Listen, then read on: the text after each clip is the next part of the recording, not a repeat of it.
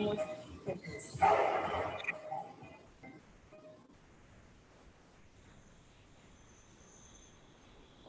right. Hey, everybody. How's it going?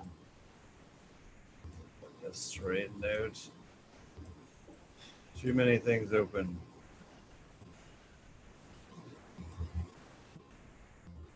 All right. How's everybody doing? Welcome to the Growing with Fishes podcast. Still getting used to the new intro. Not quite smooth yet, but it is great and awesome. Thanks to the wonderful Jamie for making that for us.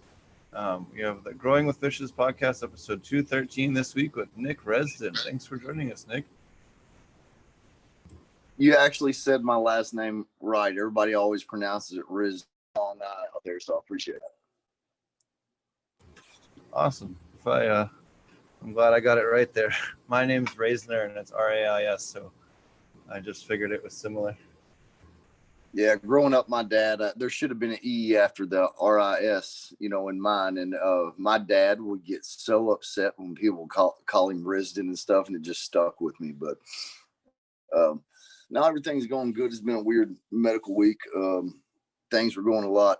I mean, most of my Lyme disease and, all my medical symptoms from the tick stuff, I've got a lot of that in check. It's more with the bacteria, the other diseases it created, like the stiff man syndrome or the Epstein-Barr. And I've had some weird seizures this week. Michigan weather is shifting from being at 89, 90 degrees to 75 degrees. Well, that temperature shift adjusting to and stuff. So, but it's been a good week. Happy to be. It's weird to stay home in Michigan. I mean, I've lived here for 2 years and always with the mindset that I was going back to Kentucky, but Michigan's home now. So happy to be here. Awesome. Well, thank you so much for joining us. And I'm your host, Steve from Ponics, for those of you that don't know the show. So why don't you tell everybody a little bit about your background and how you kind of came to cannabis. You are a big advocate for cannabis and health. You live it and preach it, and you've also been victimized because of choosing cannabis for your health as well. So a lot of people don't know what you've been through. So do you want to give us a little bit of a background on how you got involved in the cannabis community? I guess just growing up in Kentucky, I got involved in cannabis 12, 13 years old, 92, 93. A lot of family members, a lot of guys grew from the area that I was in. All the cornbread mafia people. I mean, that's all my town and the town's connecting. My daddy and uncles and Bickett's and all these different guys. I mean, that's kind of what we grew up in. And, so around 96 at 16, I started doing a little guerrilla growing with some of these guys. And it was more, I packed the water, I packed the buckets, I dig the holes type of things. And around 99, I went off to Moorhead and I decided to start growing for myself indoors. And a lot of people newer to the game don't realize how different it was back then. I mean, 1,000 water back then was like $500. I mean, it was big ballast systems, and if you pulled off 3,000 waters in a house, you had balls as big as steel, because it was just something you couldn't do. And around 03, I stayed doing it. That was all I did. And 4 years into it, around 03, I got caught with a 6,000 watt indoor grow room and another 10,000 watt grow room, which was a huge deal in Kentucky at the time. So it was 17 years ago. I got sentenced to 5 years of penitentiary for it. And I served a year and got shocked out on parole. And I got into dogs. I was sitting there in a parole office, and I'd always been into dogs. I'd always had dogs, German Shepherds. And I was sitting in parole office, and one of these older men that I respected came in, and, he's about 60 years old. And I was telling him how I was having a problem finding a job. He's like, you got to create your own business. And I didn't really know anything about dog training. And he told me, he did driveways and things like that. And it was so that he didn't have to deal with the parole system of trying to constantly find a job. So I went and printed off business cards and called myself a dog trainer. And I love dogs, and that's what I wanted to do. And I just studied everything I could get my hands on. And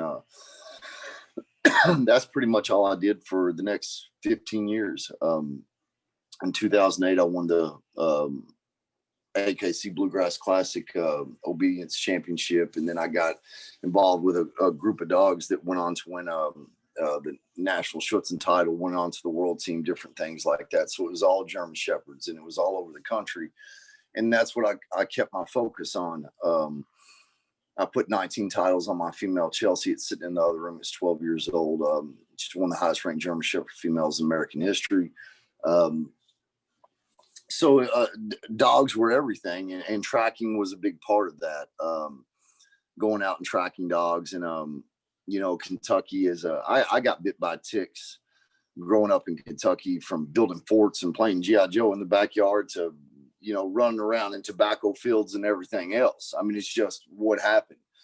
But something has happened in the last 10, 12 years, making a shift with climate change and everything else, to where these ticks are passing and continue to pass much deadlier bacteria, viruses, parasites, protozoas.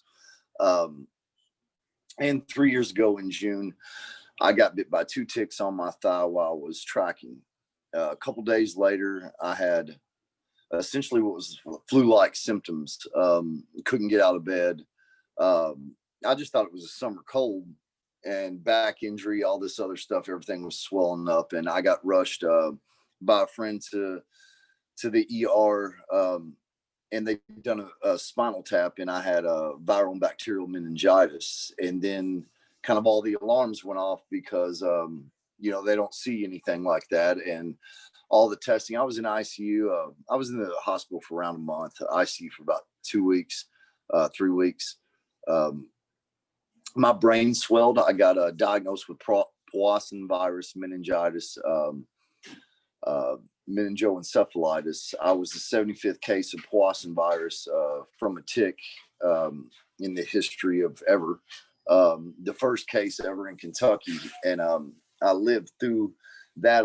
It also transmitted Lyme disease, Babesia, Bartonella, Rocky Mountain spotted fever, spotted tick fever, Ehrlichia. There was multiple different protozoas and parasites that were transmitted. And, doctors didn't know how to treat me. Their idea of treating me was how many seizure medications, how many pain pills, how many neurologic medications we can put you on, and see if you can function. And they may have all the FDA testing in the world to give somebody Neurontin, but they do not have all the FDA testing in the world to give you Neurontin, Adderall, amitriptyline, all these different seizure medications mixed into a cocktail, plus all the IV antibiotics, the regular antibiotics. Put me on Adderall for the brain, just racing nonstop after the meningitis, Lortabs for the pain, Valium to bring me down from the Adderall, onidestrin to keep me from vomiting from taking the Lortab, 7 different seizure medications, and like 5 antibiotics at once, plus then all these buffer medications like that you have to take to protect your liver, or yada, yada, yada, yada. And the shit just got insane. And we tried to find doctors that could do, that could actually treat me. And the best infectious disease doctor we could find was in Washington, D.C. We ended up paying him a huge sum of money. The first check was $43,000 for IV antibiotics and things of this nature. And along this line, this whole time, I'd always, continue to smoke marijuana and all that good jazz, but I didn't believe marijuana was medicine what more than I'm going to smoke this joint tonight, have road rage driving home from work type of situation. And that all changed for me about 3 months after I got sick. I can't recall how many seizures. I know that it was a Sunday. I know that I'd had so many seizures that I could no longer control bodily functions, and I couldn't walk. And my fiance was desperate. And I had a friend from high school that lived in Michigan. He had a medical marijuana card. And I mean, this was 3 years ago. So CBD was still hard to attain even then. And we came up here with the intent of getting RSO and CBD. And, you know, I'm sitting in this dispensary, and they couldn't see me. I didn't have a medical marijuana card, but they had a lounge, and they had a little raw juice bar, and they raw juiced some CBD. And the stiff man syndrome that the tick created through the meningitis, it at the time I couldn't be in any light, even artificial light. I mean, 11 o'clock at night, you walked into the living room with all the lights off. I was still wearing sunglasses to watch TV. And I would sway a lot. Didn't really have a visual bearing. And they gave me this raw juiced CBD shot. And Shannon tapped me on the leg, and she's like, "You're not shaking." And that was almost 3 years ago. And from that moment, everything changed. I mean, I've got every doctor in the world I'm paying all this money to, every specialist that's looked at me once or twice, just from the rarity and the novelty of all the things that tick past to me. And then somebody with zero medical experience in a dispensary just hands me a raw juice shot of CBD, and I stopped shaking. I didn't have a seizure the rest of the day. At the time, I couldn't enunciate words like I am even right now communicating with you. I would stutter. I would, even more so than stutter, I would replace words. Like, instead of saying "me and Steve are going to go to the grocery store," it'd be like "grocery, Steve, me, food." It was very hard to get it to line up. And the CBD changed everything. And then I got into the RSO. And at first, the RSO was the strain was Bubba Kush, and it caused me to sleep a lot. And at the time, I sleep, and then the actual antibiotics, not all the other bullshit they had me on, but the antibiotics, which helped save me, was able to do its job. And then the RSO in its own self was acting as an antibiotic. And as I kept getting better, and I'm telling other Lyme disease patients about this because my story was quite known through news stuff and everything due to the Powassan virus. I saw other people that didn't have such extenuating tick infections as I did get massively better, that I was putting on the same protocol of RSO. And in the beginning, I was doing it wrong. I thought, 20 milligrams of CBD a day, a quarter grain of rice, a quarter of a gram of RSO, that's plenty. To this day, I believe that's wrong. I believe people need a lot more higher levels of CBD and a lot higher levels of THC.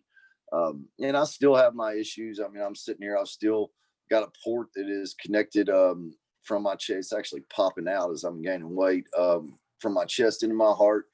And I'll have permanent life issues. But the thing is, I'm not in a wheelchair. I'm not stuttering. I'm functioning for the most part. I can drive again. I can do all this stuff, and it's all due to the RSO, due to the CBD, due to the myco caps, due to even mushrooms microdosing that I put into my RSO at 0.1 grams a day, because it wasn't just the medical shit that the tick did to me. The tick made me crazy. I mean, it swelled my brain up. I kept having seizures. The technical term, they call it Lyme rage. I call it, I went nuts. I didn't know how to factor that down. I didn't know how to calm down. I could work 23 hours a day in my brain, like trying to process thoughts. The RSO slowed that stuff down to make it manageable. And then once, Josh and Kelly from Dragonfly introduced me to beneficial mushrooms and the myco caps and everything. They saw me last year in Michigan, and I deteriorated since they had saw me previously, and she kind of took over at that point. I mean, she was just pumping me full of myco caps. We're pumping myself full of RSO, and we got it all back in control. And the thing now is to not let, I was talking to you before this podcast started about how the week went. Well, I had to deal with real doctors this week, and the key with that stress is to not let them interject their bullshit into my life to where it screws up everything that I'm trying to get going, through the mushrooms, through the vitamins, through the clean eating, through a different way of life. And then they just want to pump a bunch of different pharmaceuticals in me and just see what happens. And fighting them with that when I go into the hospital, being very demanding of, I will not take that. Do not give me morphine. Do not give me seizure medications. Just I'll ride it out. They talk to you about the pain factor. And I mean, the last time I had an issue at the hospital, it was because I had a seizure. I woke up, they had given me morphine and a seizure medication. And that took me 6-7 days to get that out of my system, you know, to get my CBD, my RSO back going in my CB1, CB2 receptors. A lot of these pharmaceuticals, especially Adderall, which I did not know even when the doctors put me on it for the up-down seizures, the vertigo seizures, this blocks out those receptors to where it's not effective. So I don't want a temporary fix just because I'm in a little bit of pain, set me back weeks and weeks based off their stuff. So there's no medical marijuana in Kentucky. I lived in Kentucky. That's where my farm was. That's where my dog kennels and everything were. And the politicians, the Secretary of State, Allison Longer Grimes, which I have massive respect for. She fought to make marijuana legal 2 years ago for medical patients, and they used my story very extensively, and then it failed. And with my 7 felonies for growing marijuana, and with Kentucky having no policy on oils, concentrates, a half a gram of RSO is a felony in Kentucky. With my previous felonies, that would have hit me with a persistent felony offender on marijuana. Once it failed, I had to leave. And I still have my farm in Kentucky. I've been here now for 2 years in Michigan in safety. The farm's going up for sale next week because I'm not going back. I mean, if they legalize marijuana in Kentucky tomorrow, I'm not going back. I've made this my home. This state accepted me when my own didn't want me. And that's been real difficult to deal with. You know, I'm a Kentucky boy. You miss that stuff. And it's hard to adjust to the way of life as to what it is now based off medical stuff and tick stuff, as opposed to what it was, which was dog training and no medical ailments. So it's not been the easiest journey, but I've been surrounded by great dudes that have helped me transition back into this, get up into Michigan, get myself set up. And now it's about helping others.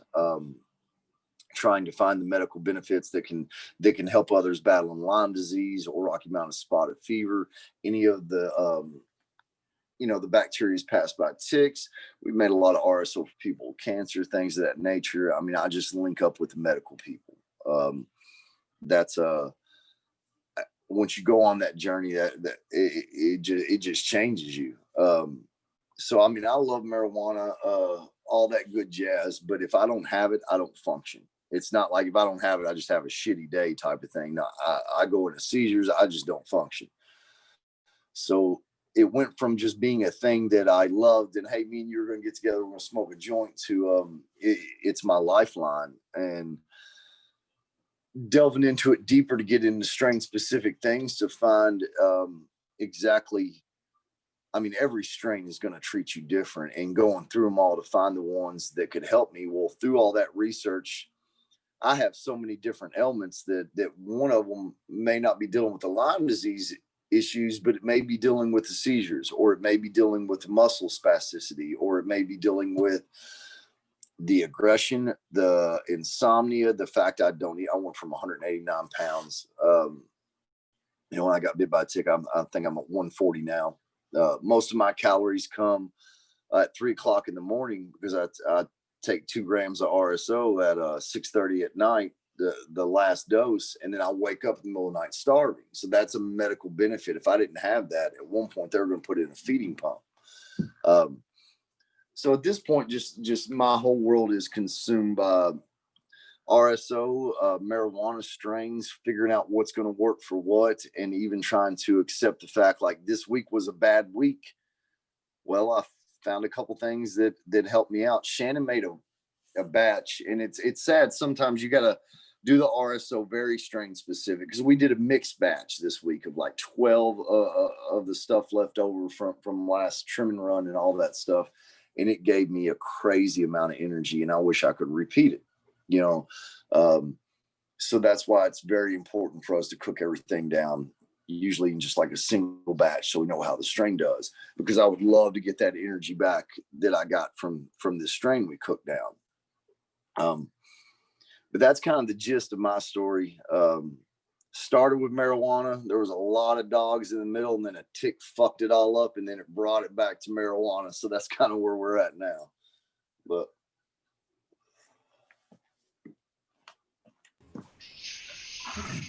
Yeah, it's a lot of people don't know that it can be quite a journey to finding the right cannabis strain as well, especially for seizures. I know we had previously had Wade Laughter come on and talked about some of the different successful strains that some of the pediatric patients had found. So what are really the strains that you found that had really worked well for you, you know, for your symptoms? Royal Kush, I mean, it started off with a podcast I saw between Shango Los and Mean Gene from Mendocino 2.5 years ago. I'd been in Michigan for about 2 weeks at the time, and at that point I'm trying to restudy everything I can on growing, just growing. And I hear Mean Gene talking to Shango about powdery mildew resistant strains, and you know, powdery mildew being it's almost like a parasite. So I started Googling that a little bit, just from my fascination with parasites and all things in that nature, reading about powdery mildew, how it punctures down past the epidural layer on a plant, sinks kind of like a tail down into that, and then host off the plant. And through that, it can be a vector for disease into the plant, break down the plant's immunity. That's essentially what these ticks did to me. They put parasites in me, broke down my immunity, and it allowed the parasites to run rampant. And start thinking, if I can get a hold of these strains that are powdery mildew resistant, and I can run those, that would, in the beginning, I thought it would just boost my immune system. And I had nothing to go on off that except for hope and all the research I did through the NIH and their website and terpenes and all that other stuff. So I was able to get out to California, and I still had a California ID from being out there in San Diego training dogs. So I was able to go into a nursery out there and pick up the Royal. And I was able to go to a dispensary and pick up a bunch of seeds. And I got back, brought the Royal with me. Actually, I picked up several and got them into flower. It was around December. Actually, it was around November. I started running the RSO, and there was an instant difference between that strain and all the other RSO I'd ran. The initial thing was I started herxing. And for people that aren't familiar with herxing, for me to kill off bacteria inside me creates a lot of pain, it dying off. So if I take Royal Kush, that's going to kill the parasites inside me. It creates a lot of pain in the herxing, in the muscles, joint, inflammation, tissue. Then you have to get that dead bacteria out of you. Imagine a mouse eating poison and dying in your cabinet. It's going to decay. It's going to let off ammonia. It's going to let off all these chemicals breaking down, and it's going to make that area toxic. It'll even stain the wood where the mouse was. It's the same way with all these little microscopic parasites and organisms inside of me. And you kill them off, they have to be flushed out. And that's what the port that's in my chest. We have to constantly run fluids, sit in Epsom salts, just different things to push all that stuff out. So when I found the Royal, the reason that I knew it worked was because I started herxing. It wasn't like Bubba Kush or Gorilla Glue or different strains that I'd ran that just put me to sleep or took away inflammation, or they took away pain. this actually created a herxing situation in me, sweating, vomiting, diarrhea, all that other. And I'm like, okay, this is acting as an antibiotic. So I stayed on that dose for 4 days, and then I doubled that dose. I stayed on that dose for 4 days, and then I doubled that dose. And then I stayed on that for 4 days, and then I doubled that again. And then all of a sudden, I wasn't walking with a cane. I wasn't stuttering. My doctors wanted to know what was going on. The blood work had changed. I got off everything. I quit taking all their bullshit. They did not like that. And the blood work kept getting better. So I had all this information. And I've cooked down, I think it's over 170 strains at this point, individual wrote notes on them. I flew out to the Emerald Cup with my nurse and with neurologist reports and all the blood work. And I went to go find the people that were smarter than me to help me 2.5 years ago. And that's kind of where the journey really started with Emerald Mountain. Mandelbrot had created the Royal. And when I met those guys, they just flooded me with seeds. And I started going through these lines, and it's consistent that the Royal or plants with Nirladol, Osamine are going to do better work for me in my particular situation. Nirladol and Osamine act as a antibiotic. The terpenes, you can look on the National Institute of Health. When I reference the NIH is what I'm talking about. All their papers, you can get on there and look at everything from cancer to terpene knowledge, everything else. They've been studying this shit since the 70s. They've got all the terpene protocols on there, different stuff where Osamine was killing parasitic and protozoas, coccidia, giardia, things of that nature. They used it in malaria, different terpenes. And then I got to thinking about that. Africans have been doing malaria for, I don't know, a long time, way before modern medicine. And a lot of that was cannabis paste, mushrooms, herbs, things of that nature that they were using to treat the malaria, which did the same thing. It created meningoencephalitis and encephalitis in these people that dealt with that. And so I delved into it more. I'm currently, and there's a lot of research and stuff out about cannabis helping people with Lyme disease. And they talk about microdosing cannabis. And I mean microdosing like I do with mushrooms. I take 4 grams of RSO a day, a gram in the morning as soon as I wake up. And that is usually a heady strain, a sativa-based strain. Lately, it's been Mac 1. Even though it's not really sativa-based, it gives me an energy. It just kind of wakes me up. GMO does the same thing. One of those strains in the morning, or any type of sativas in the morning, just trying to get me up, get me going. RSO in the middle of the afternoon that I do not decarboxylate, so it just works on the inflammation, because at that point I'm outside working and I'm trying to actually do stuff. So I'm wanting to work on the inflammation, so I don't decarb the afternoons, and then the nighttime I'm hitting up with Rural Kush or heavier indicas or stronger strains that kind of knock me down and put me to sleep. But it's all strain specific depending on what I need. That herb that they use a lot for malaria is sweet wormwood. Yeah, and Artemisia annua. Actually, my doctor, my infectious disease specialist in DC, had me on artemisian with as a biocyst buster on the day off between antibiotics, because you pulse antibiotics Monday, Wednesday, Friday, and then you try to kill the biofilm. I mean, these parasites are really, it's wild Star Trek alien type shit where they have a biofilm around the parasite. You have to kill the biofilm to even be able to get into the parasite to kill it. And they're using half of this stuff, in modern medicine, but they throw a scientific name on it instead of calling it what it's always been. I mean, so it's been a journey to try to find these things that are working best for me. I mean, in my kitchen right now, I'll walk in here, where all my supplements are, right here, just for nighttime use, and the different RSOs I have that are broke down for for different things, and all the different tinctures and different RSOs and oils, mushrooms, vitamins, all that stuff. And I'm lucky that tons of people in the cannabis community, from Sage Moon Apothecary to, Heritage CBD, I mean, all kinds of guys have really tried to help me out and send me different stuff to play with to see if it's going to work best for me. But all this stuff I'm getting into at some point. Yarrow tincture, Shannon just made this one. Lion's mane.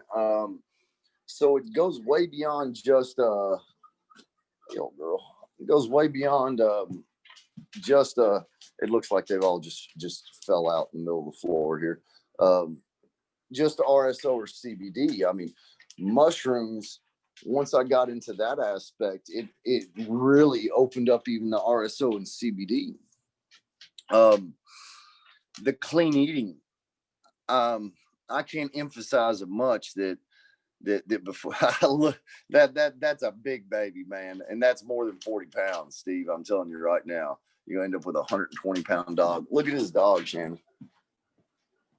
It's 5 months old. Mm-hmm. Big face. Yeah. But I really think, like, when linking up with Josh and Kelly, and Josh, outside of even the mushroom stuff, Josh is a light to me. Finding people like that, like, man, I can't tell you how raged out I was. Like, this tick made me off. And then you factor on, I had to leave Kentucky, and Shannon had to stay in Kentucky at the dog kennel. I was up here by myself. I was angry and mad, and the regenerative community, I'm just gonna call them the hippies, have helped me find my way back to being not so mad. And I still have my days. I mean, it's a challenge. But, it's not just the RSO and the mushrooms. It's the whole changing the way of life, from the way I eat food to recycling shit to growing everything with organics to making biochar, just that whole aspect of trying to reconnect to the earth and nature. I believe all that has made a play into making me better. And I'm never going to be perfect or completely normal again. But dude, I'm doing so much freaking better than what I was even 6 months ago, when everybody was having to try to raise money for all the crazy surgeries I had to have to stay alive. And we have this issue is I still have seizures every once in a while. And my problem is, when I have them, I black out instantly, and I'm usually standing straight up when that happens. And it's the free fall. Like a couple months ago, it was all the stitches to the face and ripping the rotator cuff. 8 days ago, it was falling and cracking my ankle. So we got to do surgery on the rotator cuff. But that's not Lyme disease related. I mean, it is, but it isn't. So most of that stuff is so much better, and I'm trying to learn constantly from different guys on how to adapt that even more. What other medicine and herbs and tinctures and stuff I can add to the system that will help me thrive a little bit more.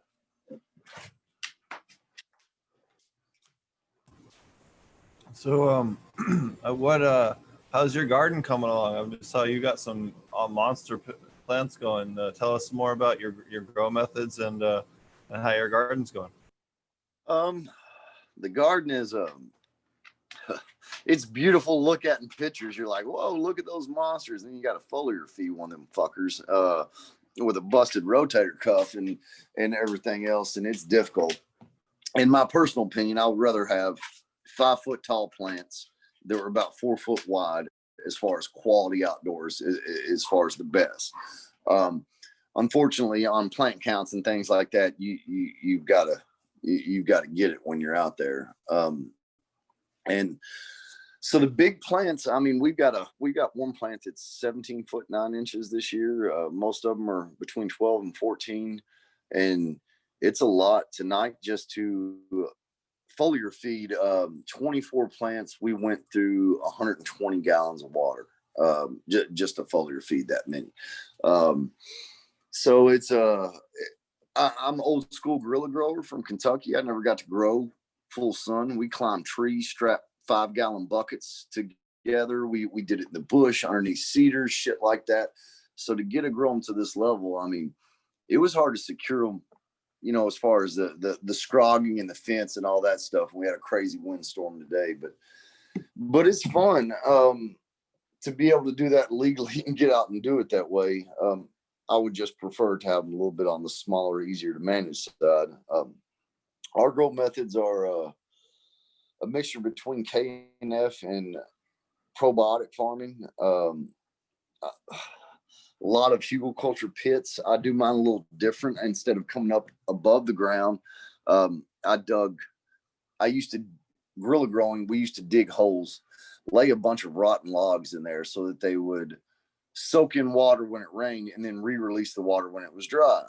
And I kind of stuck with those methods. So now I dig these 8 to 10 foot trenches, load them down with tons of carbon, factor that or level that out with tons of nitrogen and plant material, and then I just lasagna it all the way back up to ground level, and tons of leaf mold we put in. And the ground up here in Michigan, so much different than Kentucky, Steve.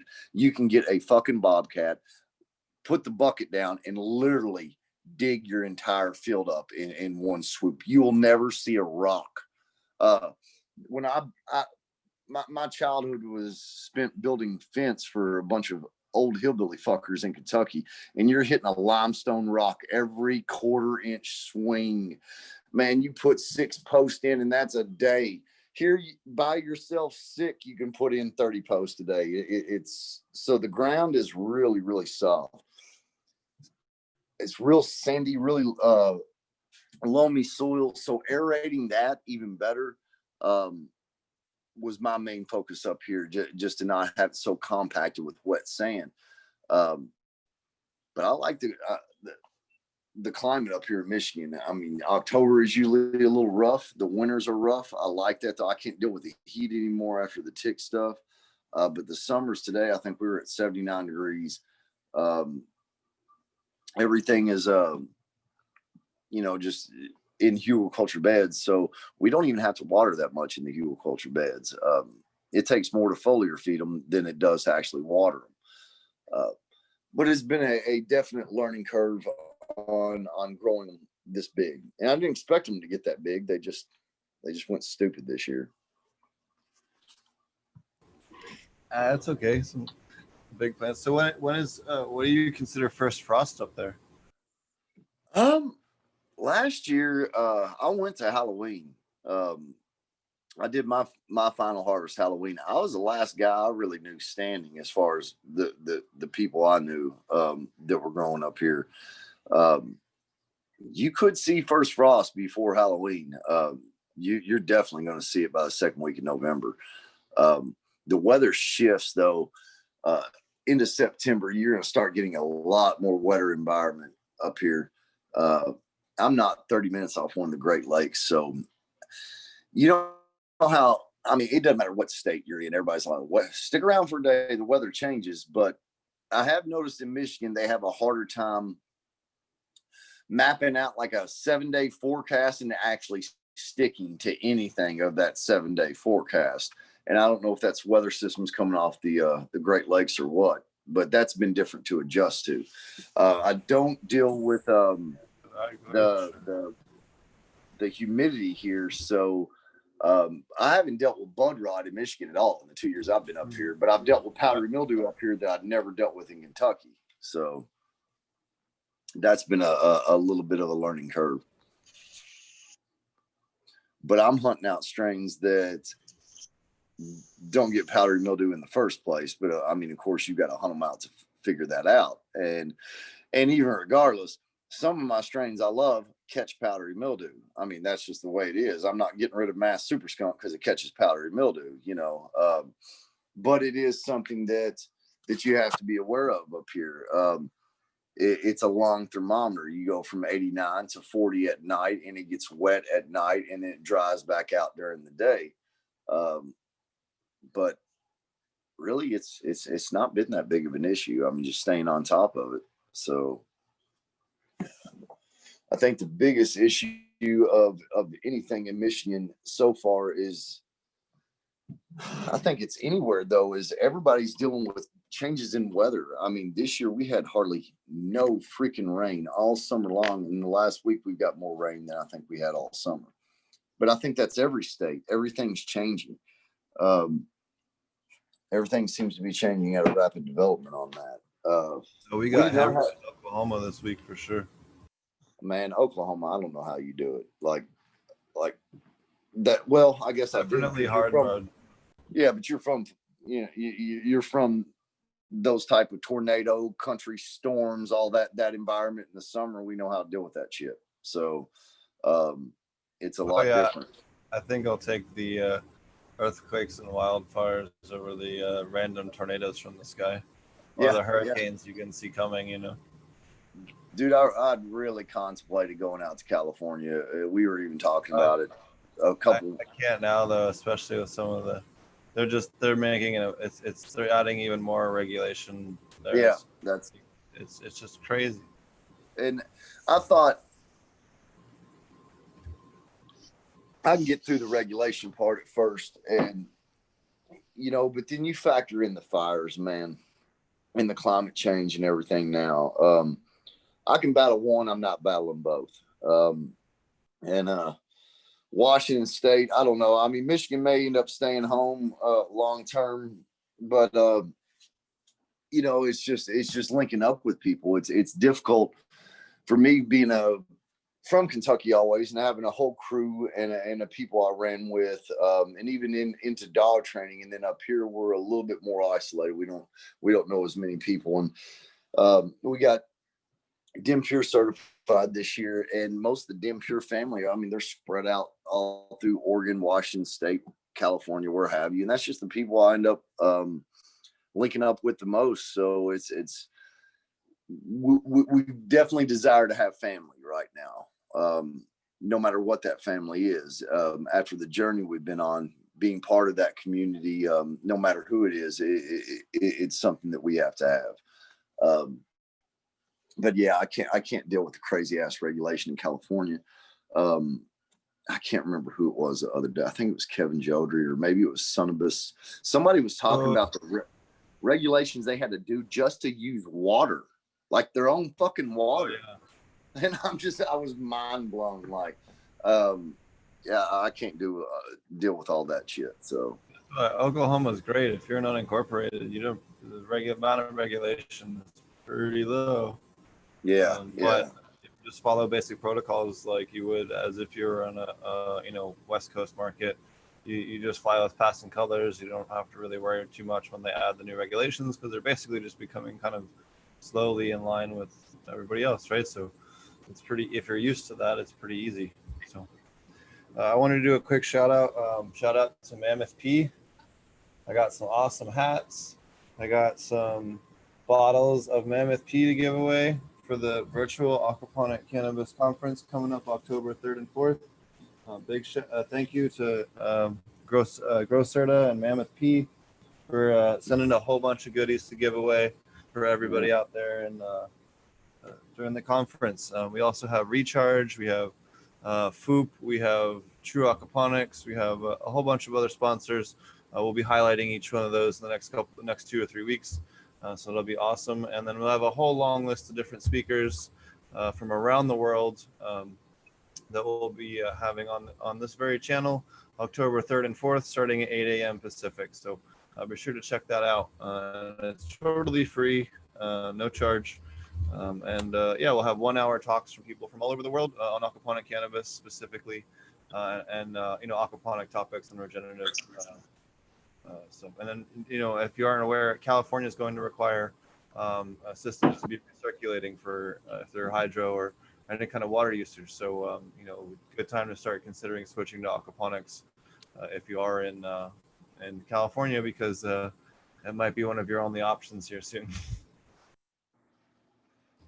So, I'll tell you another reason why to switch to aquaponics, and I don't do aquaponics, but Shannon's doing that thing that you do soon, and it's something we are very much wanting to learn about. Plus, this farm we bought up here in Michigan's got a nice little pond on it. But let's say that you don't believe in the coronavirus and all that other shit. All right. Let's just put that out the window. But the way this world is going this year, I'm in actual jeopardy and serious conversations with my fiance about stocking up food and stuff for the winter and things like that. And you're one of the few guys that can fertilize your plants and then eat from the things that fertilize your plants at the exact same time. I mean, you're not going to starve with the system that you're running. So it's definitely piqued my interest, man. It really has. Dutch Blooms is always talking about you and the crazy stuff you do with this stuff. And I was into aquariums and fish when I was little. And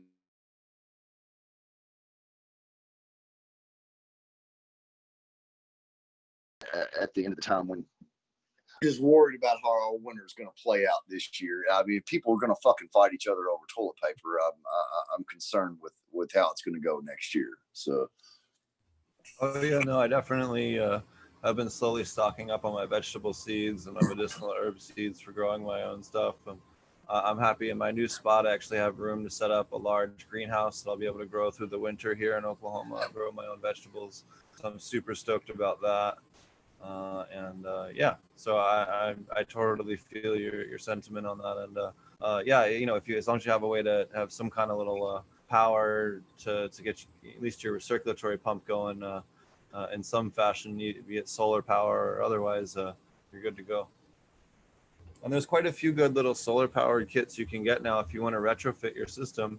You know, you can get on Amazon and through different pond companies now that have solar powered kits with similar sized gallon per hour pumps that you would use for hydro that are, you know, completely kitted out with the solar panel, the generator.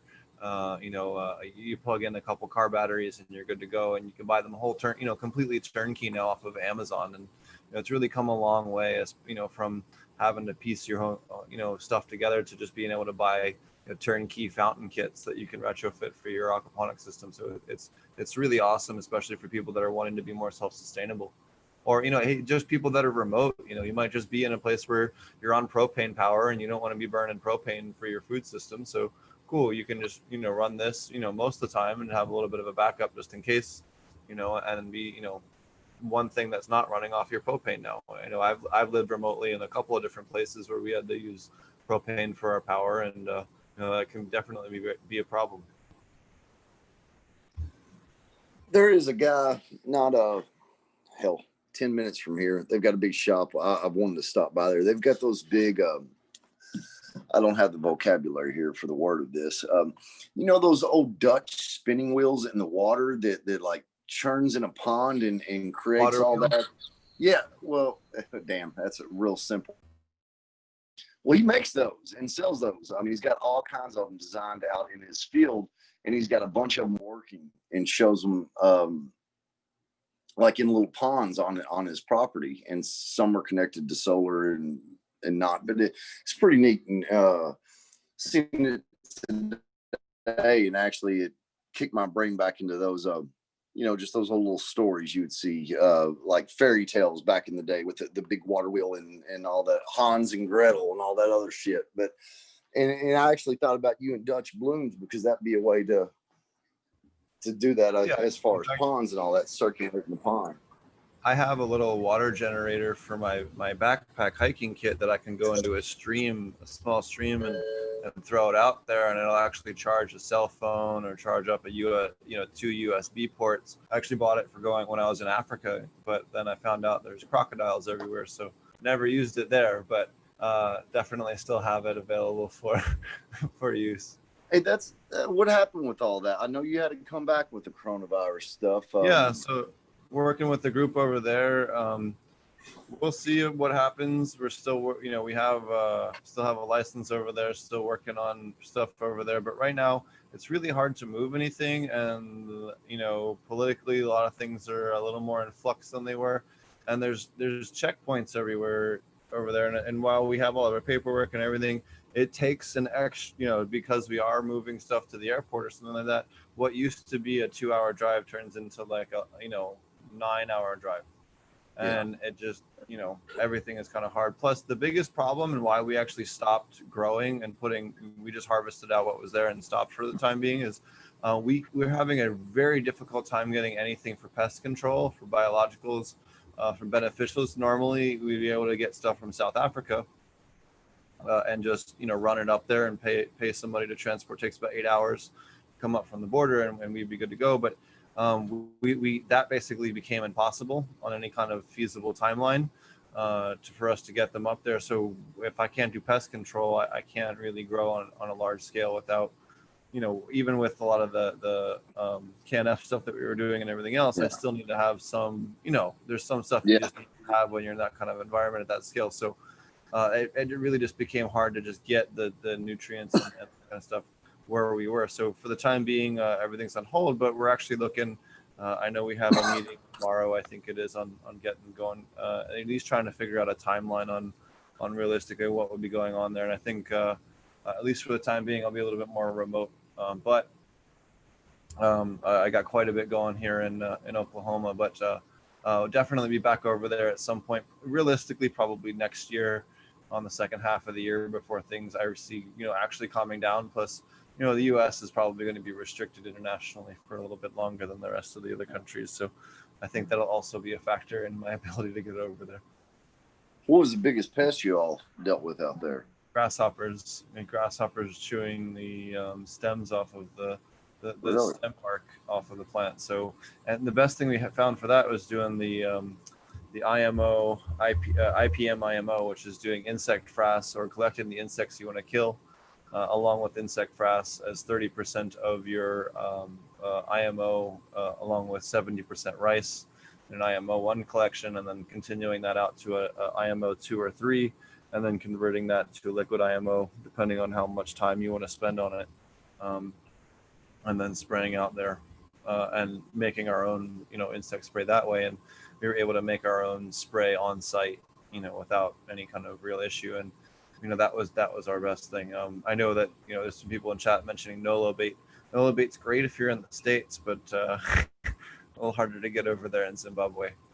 They still use things like paraquat, and the concept of there is no beneficial insect seller in the country, which is a problem right now. We have to bring in, again, everything through South Africa. So there's some of the different challenges we have over there, and we're very limited on minerals. If we don't run down to South Africa and get them that way, we're pretty limited on, buying whatever. What is Monsanto's new name? I can't remember. Syngenta. Yeah. Syngenta. You see, everything is from Syngenta over there, from seed to nutrients. It's kind of disgusting. So. But hey, they get what they can get. How close were you to South Africa from Zimbabwe? So I was in South Africa. I did a little bit of traveling down while I was down there into Eswatini, which was Swaziland, and then a little bit in Lesotho on a quick long weekend trip down there to go see some other grows and pick up some genetics. So it was quite a fun stay. And then I was out there from December through April, and then came back very beginning of April to the States after the virus. It basically had to make a decision if I was going to try and ride it out. Oh, I remember when you was traveling, man. Like I was worried for you. Like wrapped up in the airports. It was kind of like, if I don't go now, I don't get to go out. So. Oh yeah, the embassy told me there was probably 3 to 5 more flights out of the country that were going to actually make it to the States in any kind of reasonable time. And I was like, cool, I'm gonna get on one of those. Yeah, I'm not gonna get stuck the fuck here for the next 6 months by myself. So. Yeah. Well, not only that, like things have not gone particularly great over there with the virus. So. Are they still battling that, or is it? Oh yes, quite a bit in Harare. So. Yesterday. I had to quit paying attention to it with my own medical issues and all that stuff. It actually got into my head and made things unhealthy for a while, and I just quit all the news and all that other stuff. I even told you the other day, like I got off Facebook. It just got bad. I am not a supporter of the police. So at this point in time with all the political stuff, it's just been I've Oh, just backed away from everything. So the other thing that was blew my mind in Zimbabwe was seeing a, you know, 200 to 300 ton stack of ammonium nitrate in the middle of like a shopping center. yeah, You know, like yeah. the hardware store. You know what I mean? You're just like, this is completely insane. Yeah, this is not how we do things. So Yeah, this is not how you store this stuff. It's just quite crazy, quite crazy. But you know, in other ways, there's a lot of simple stuff too. You know, seeing people do a lot of just basic farming out in the middle of nowhere, just doing compost and manure, you know, cow manure, and not a whole lot else to get, you know, real decent just food crops for themselves. And seeing a lot of, you know, just old school farming for that. You know what I mean? yeah, I didn't think about it like that. Like, I mean, if you don't have access to stuff, you are going to you're going to come up with a lot of solutions. Yep. My papa always told me when I was little, he was like, work around lazy people. He's like, you know, they will come up with a solution real quick to get shit done. You can learn They're a lot. definitely not lazy. They're just haven't been shown how to do everything. That's all. No, I mean, The compost, they have like, all. like Oh working yeah, with no. nothing I or feel you. I didn't mean to imply. limited resources. I seen some guy last year up here. He had a $20 fan with a $10 HEPA filter duct tape to it. And I'm like, that's genius. He just saved himself $200 on a filter. And it's sometimes seeing that or being able to see people do something a certain way, and you're like, wow, all this was right in front of me, and I've been doing it the hard way the entire time. So. Oh yeah, that and just compost. You can find pretty much every couple of miles. You can find a compost seller on the corner, and just be on the side of the thing. You know, pull up, fill up your truck, pay the guy, and away you go. You know, and they're all over the city. It's much different. You got people that go around and harvest off all the different, you know, fruits and ferment them and all this different stuff. So. What are you most excited about you growing in the greenhouse this year? So right now I don't have a greenhouse of my own. I have some indoor stuff I'm managing now, but I don't have my own personal one. We're actually gonna build a small little hoop house out here just for vegetables. Yeah. What are you most excited about running this year, or that you got going? I'm gonna pheno hunt all. I'm gonna pop all of my Zim seeds, my Zimbabwe seeds, and just pheno hunt, and then crossbreed all the better, you know, the better 25% of it, and or you know, to 30% of it, and then you know, give away a bunch of those seeds, and then keep some for myself too. Oh yeah. Oh yeah. I've Trying to get some of the stuff I found there up in Anyanga is super high in alpha pinene, like just smells like pine sol. It smells, you know, or pine trees. You know what I mean? It's freaking crazy.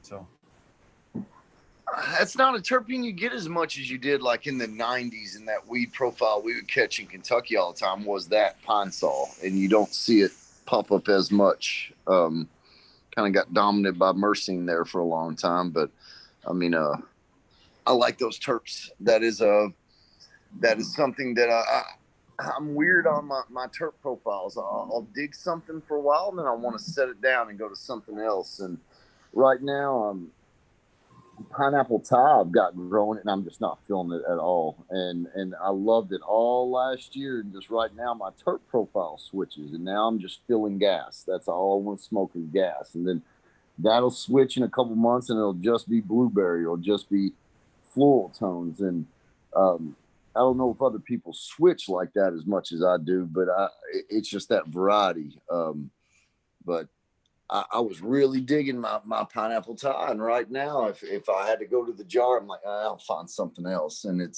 But yet in a month, I won't be able to get enough of it again. So it's funny how that goes.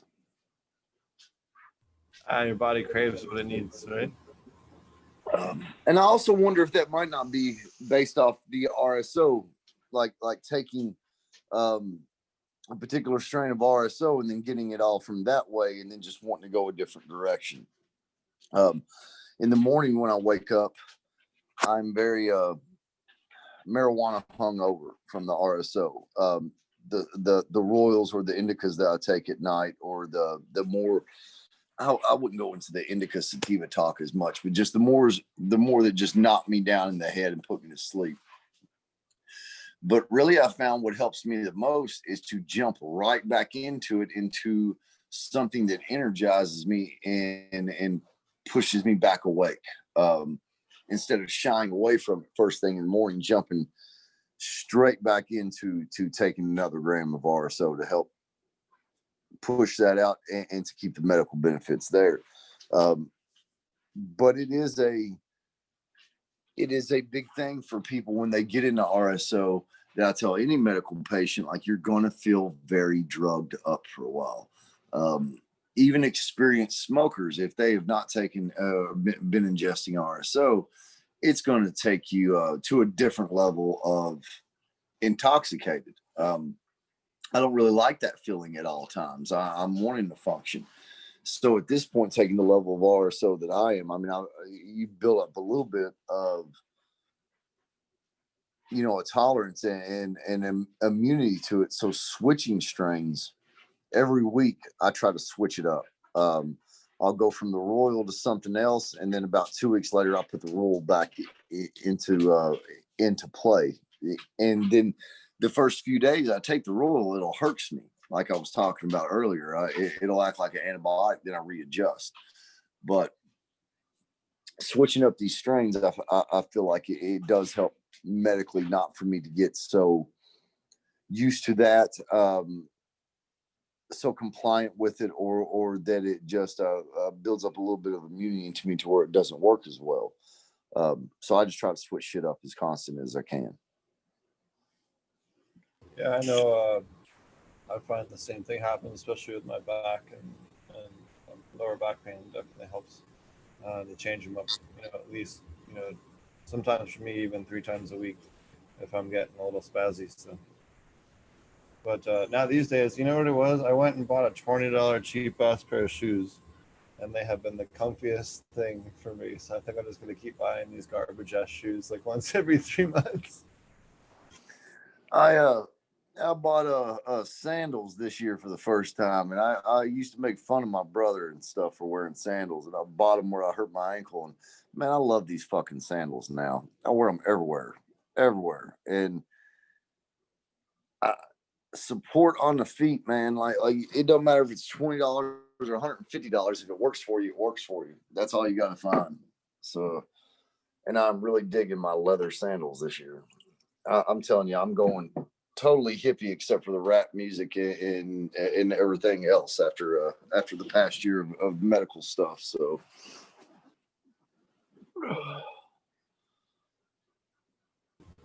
So, do you grow anything else aside from cannabis in your garden? Are you companion planting with any vegetables? What are you growing this year? Yeah, that's funny. I did these. I planted out a ton of purple turnips this year as a cover crop, and not really as a food plot, but as a cover crop.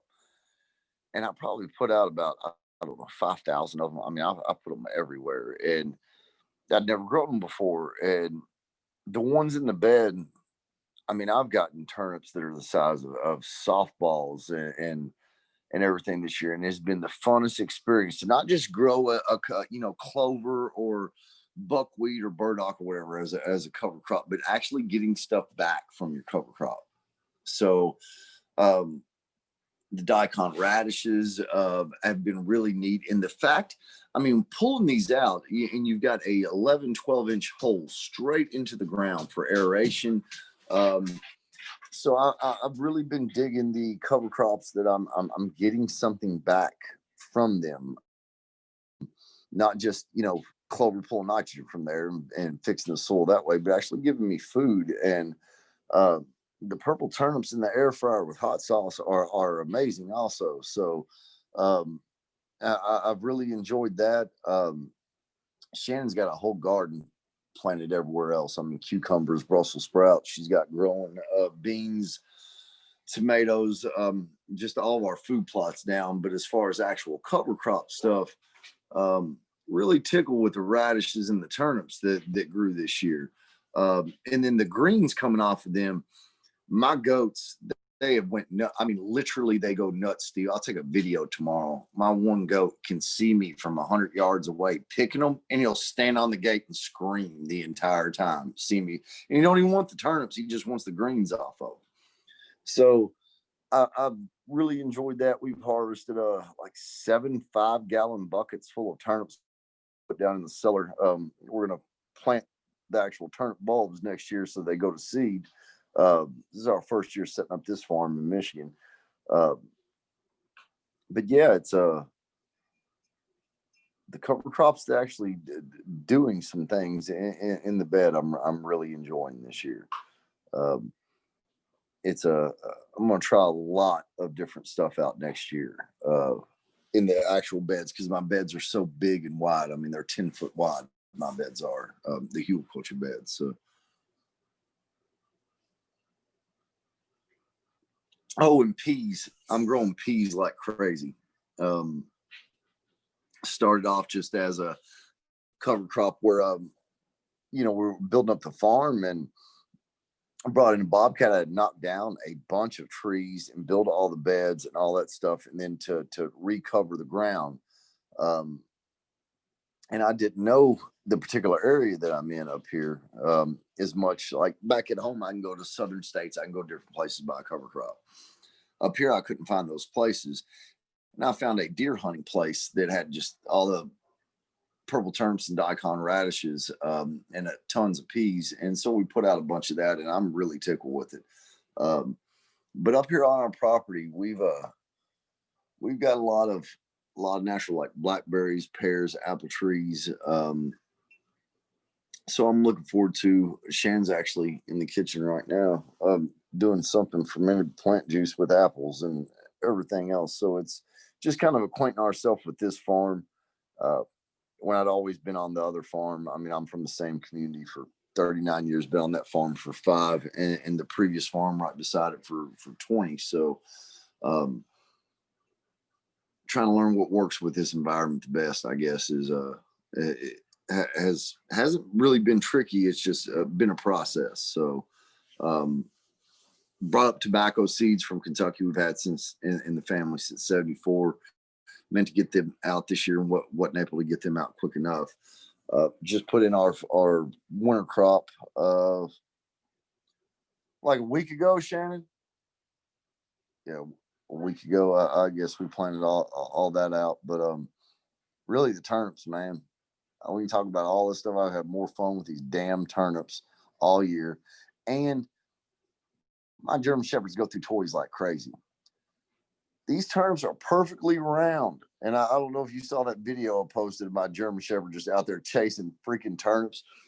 Well, this asshole eats $9 Kongs like they are nothing. So if he chews up turnips all day long, I'm just tickled to hell. And now I can just go out there and roll turnips for him all day, and he just thinks it's the greatest thing ever. So I'm telling everybody to dig down on the turnips. They did not deplete my beds. They did not take nutrients I felt from my plants at all. It just overall was good. That little taproot from them went down like 12 to 18 inches off the bottom of those turnips. And I felt like that was great aeration. As I'm pulling them up now and still watering the beds, now I went back through and spread biochar and some cow manure the other day. And then I've got all those holes just opened up where all that can fall right into. So liking more of my cover crop that actually gives me big taproots down there and break up that ground and keep it aerated. Have you gotten into any of the competition ones? So you can go on to, was it World Class Veggies or some of the different competition ones and get some of the monster ones? I have a bad habit of having one too many drinks and getting onto some of the monster vegetable sites and ordering huge vegetable seeds. Anyone that's actually hung out and visited me knows I have an ungodly huge vegetable collection.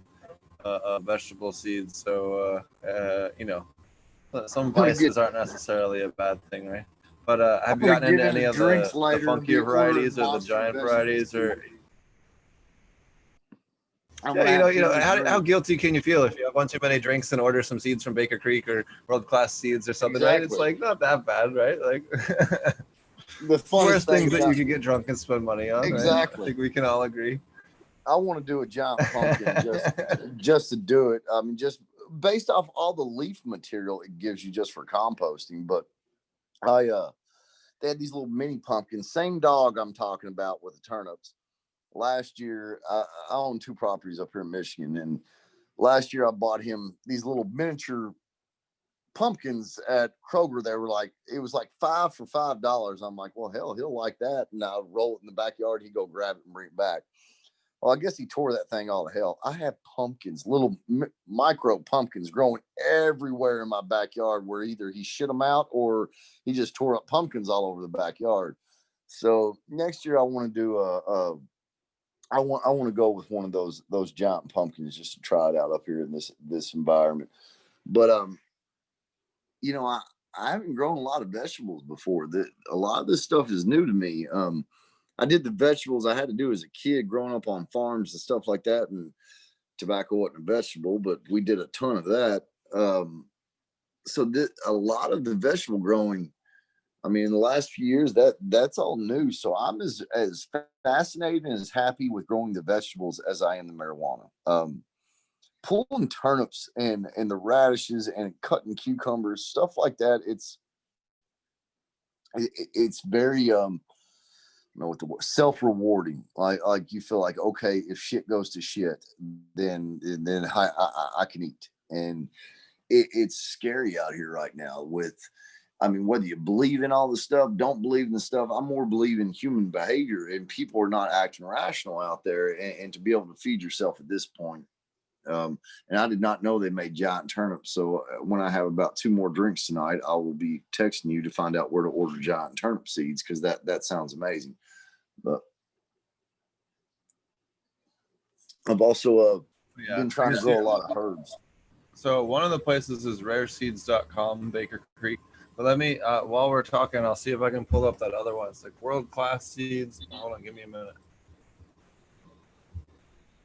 So yeah. So what are some of the other things aside from the radishes? Is there anything else? I found that I've learned quite a bit about different pest management, and then certainly about how to things, making things more purple, more red. Definitely picked that up on working with lettuce varieties and applied to cannabis and lots of other things. So what are some of the things maybe you've noticed in your observations and your vegetables that you think or you have applied to your cannabis? I got a question actually for you here on this one, Steve. I grew chard. I grew chard everywhere around the beds this year, and kale, spinach, different things. But this one particular kind of chard, actually it was spinach, I'm sorry. One particular kind of spinach, and I saved the package, was covered in aphids. Covered in aphids. I had pictures of it. I mean, they were on top of each other, but yet not. The plant that it was all around did not have aphids on it. All the other cover crop and kale and everything didn't have aphids on it. So that fascinated me on growing that again for whatever environment I'm in up there, like putting that off as a bumper area over in the corner, and then being able to hit that hard with IPM management, but draw them there. Aphids are the biggest pest I've dealt with in Michigan. But I thought that was fascinating to see how certain varieties drew them in, and then other varieties literally leaning up against them, and they didn't want nothing to do with that. So I found that extremely fascinating this year on doing the planting. Also reading a little bit more in on just buffer plants. I do think that I've got a woods in one section where I have my plants, and putting in like that particular type 20-30 foot away from the plants over there to where I can really focus on drawing them in. I also think the white Dutch clover draws in the aphids more so than like the red clover. Putting that over there and then drawing them in there and being able to treat that area, or that's one of the biggest things that I've noticed, that pests definitely attack different plants and don't even touch others. I dealt with the hemp russet mite this year. It was the first time I'd ever dealt with it. Um, I stupidly missed it for about a month. I wasn't scoping to that level. I was on a 30 or 32 times scope because I'm looking for the normals, aphids, stuff like that. I thought I had a nitrogen deficiency and then an iron deficiency in the beginning. Then I thought it might have been heat stress, and then realized it was russets. And I never scoped them on any other plant, even at higher magnification, and they were easy to deal with. It was more about how quick they put damage into a plant, unlike other pests, and I more kind of compare that into like the stuff I caught from the tick. Like that shit was brutal. I mean, the russets destroyed some of my genetics that I lost permanently. And it was quick. Once I was able to treat it though, and I just basic IPM guidelines. But I felt like an idiot for missing that, for the month that I missed it. But it was just not something I'd ever dealt with before. So trying to study now a little bit more on pests that I haven't even dealt with before I even deal with it. So once I see it, it's a little bit more of a, oh, okay, this isn't a freak out meltdown issue, and you're not losing the whole genetics there. I'm glad you brought that up. So that I've had a rash. I've noticed this year in Oklahoma and other places, a mosaic virus.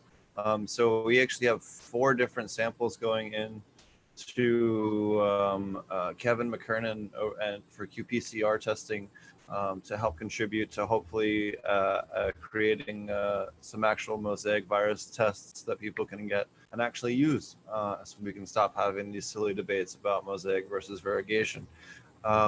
So that's hopefully going to help contribute, data samples that will help give us real world data on a bunch of farms. So I'm super stoked on that. I'm super stoked to have access to these from a couple of different farms I'm consulting with, and we're sending it in, and it's going to be a lot of fun. And we have some people have hit me up on Instagram that are contributing as well, and then 2 farms that I know personally here in Oklahoma are contributing. It's super neat. I think there might be something heat related to the expression, just because it seems like this year being hotter, it seems to be more prevalent in Oklahoma. So, again, purely speculative, but it seems that way based on, the amount of expression we're seeing this year versus last year. Also seeing a lot less septoria this year in Oklahoma. It is around, but I have not seen it to that like outbreak level that I was seeing it last year. So, different climate, different year, you know what I mean? So it's always different how each year you have a different pest that seems to be the thing that's more prominent than last year. Absolutely. We dealt with septoria horrible in Kentucky a couple years ago on the hemp field. Is your weather real hot this year? Y'all having a brutal summer? What was that? I'm sorry. You all having a brutal summer? You having a real hot summer? Yeah, so we had a real hot summer here. Have you had luck with septoria? We were pretty quickly able to figure out a protocol to deal with it. If you haven't, I'm happy to go through that. I haven't dealt with it. I dealt with it on the hemp field initially, and honestly, cease just one application of cease knocked that out in the few areas that I had it. I guess that was last year on the Kentucky hemp farm, but we haven't dealt with it up here. I mean, I stay on that game. That was part of why my dumb ass missed the russet stuff. Is I was more worried about foliar feeding to colonize microbial inoculants on the leaf and all that stuff, and not really IPMing, more worried about powdery mildew and funguses and things of that nature, being up here in Michigan. So that was my focus of IPM this year. And I let that russet just slide right by because I took in clones from somebody like an idiot. So, so that's the other factor. Even going back into what we said earlier about growing big monsters like this year, and I believe I'm not using any harsh chemicals. I mean, everything is KNF based, IPM based type stuff. So I focus one time on mold, one time on pest. I got to get that a little better. I mean, I screwed up on the russet. I've been hard on myself on missing that one. Dude, I lost genetics like that. I mean, I lost 65% of my library in the last 14 days. I mean, it was and then I mean, it cleaned up quick once I realized what it was. And I've got 2 different properties, and I was able to keep it contained one place, and it did not hit outdoors, thank God. What were you able to use to control it? Because I know a lot of people struggle with that. So I reached out to you know, the day that I saw him, I was talking with Dutch Blooms, and I kept battling back and forth with him on the phone. I'm like, this is fucking russets. And my scope had broke like a couple months before, so I'm using a cheap little loop, and I was able to zoom it in. And I reached out to Sunbus, and she told me to call her, and that was when I was heading into Kentucky for the medical stuff. And I reached out to Kevin Jodry, and he told me to use sulfur. So I used liquid sulfur in the beds. I got off of Arbco Organics, and it worked very well. I had other people tell me to use plant therapy. I've used Planet Therapy before. I just couldn't afford it. I mean, at Planet Therapy on the it being indoor, like I had to go hit outdoor. I had to, everything at that point. I had to both properties. I had to preventively do everything else. Man, at a gallon of Planet Therapy, I mean, what is that? It's like 120 ounces. I mean, that's a gallon right there. You know, that's $200 just for one application. And yes, it works extremely, extremely well. It's worked for me before on spider mites and aphids extremely well, but to that scale, I could not use that. So, Dawn dishwashing soap, water, sulfur is the, because I hadn't went into flower yet on a couple plants. I got from a Tao Foundation that already triggered a flower. I did use the Plant Therapy on, didn't use sulfur, and everything looks good. I'm scoping like crazy, but I'm anal on this shit. Like once I figured it out, I'm out there constantly, like checking things, water, spraying with water even between to try to knock them off if there's something there. But so far, I mean, all the new growth and everything is good. And I think that me misdiagnosing it with a nitrogen issue, maybe an iron issue, and then I thought I had a fucking virus. I even thought it was the tobacco mosaic virus there for a minute. I'm Googling all that stuff. And I first noticed it indoors that my yield went down stupid on my June harvest. And then my resin production wasn't there. I still didn't get the typical pictures of that gnarlied out, like leaf is clawing up type of thing. I didn't get that at all in the beginning. And I don't know if that was my basic IPM game, just keeping it knocked back. I was doing a lot of the plants and veg, natural mystic from Dragonfly. I was just trying to colonize the leaves and everything, fighting mold mildew issues.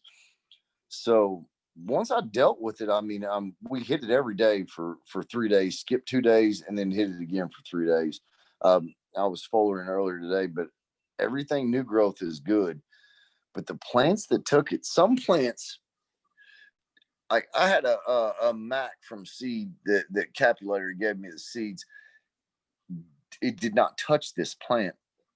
I had a mass super skunk beside it, and it destroyed it. I mean, absolutely destroyed it. My local skunk from Duke Diamond, it destroyed them. I mean, just absolutely destroyed them. So I feel like anything else, it was a little bit more strain specific as to what it attacked. My first time dealing with it, I've got a lot more research to do, though. I can assure you, it's a scary damn bug. You get a bunch of aphids on something, even like me talking about that spinach and kale and different stuff. Well, it's not going to just completely kill it out in just days, like I saw these russets do. So it was a little different for me.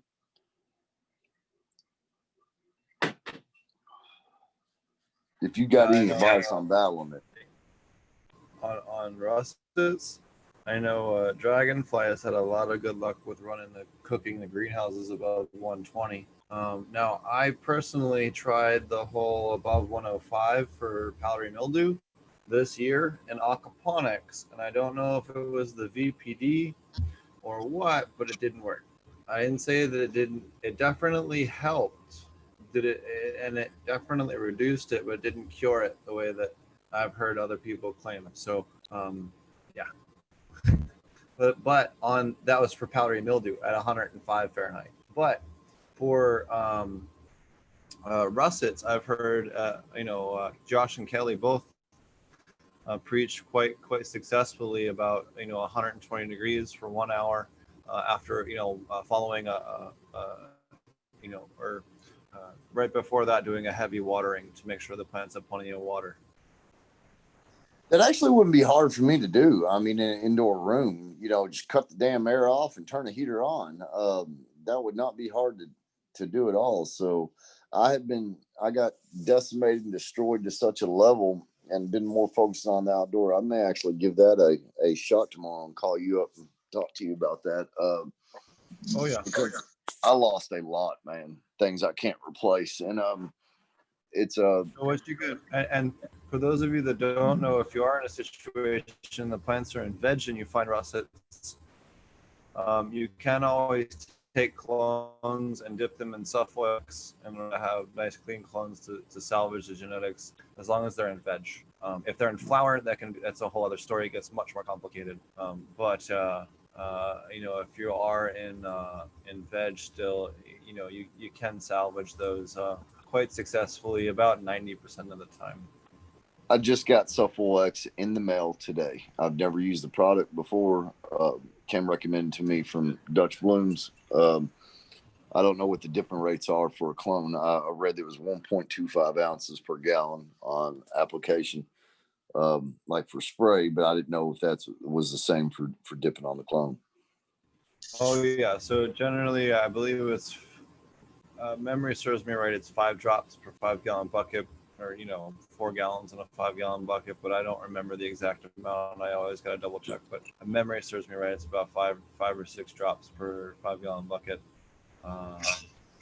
And then again, double colandered with your clones, and then dip them in order to ensure that they're clean, and then take them out, and then you're going to have nice clean clones, in order to restart, or at least try and restart and salvage what you got. It's weird to like going between two properties right now. I'm making everything off, spray everything down, change clothes, go. And I've never had to be this anal with anything. I mean, but I've kept one of the places completely safe. So, and also this is my fault. Like, this is one of the few times, like, if you're talking about like fighting powdery mildew, which I'm constantly doing, different strains and things of that nature. That's not something that you yourself really create. The russets, I know I created this shit by not being on my game and taking something in. And I was listening to a podcast the other day with Bug Lady Suzanne talking about this stuff. And she's like, if you got russets, it's your fault. Pat yourself on the back and be like, congratulations, because you screwed up. And that's what I felt like all week after coming off the week of being in Kentucky. So it's been a wild one. But it's good to talk about these things because it's the only way that you learn through this. I mean, everybody wants to live in this Instagram world where we post pretty pictures and there's never any problems. Well, there are problems. I mean, we're constantly battling something. And you made a very good comment earlier.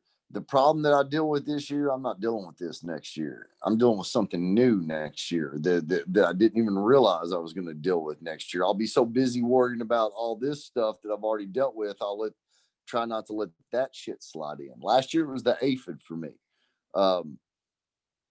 I'd never dealt with the aphid to this level. I dealt with aphids before, but not this particular aphid to where, I mean, they're pretty much born pregnant. They don't need a mate to breed. I mean, they just reproduce like crazy.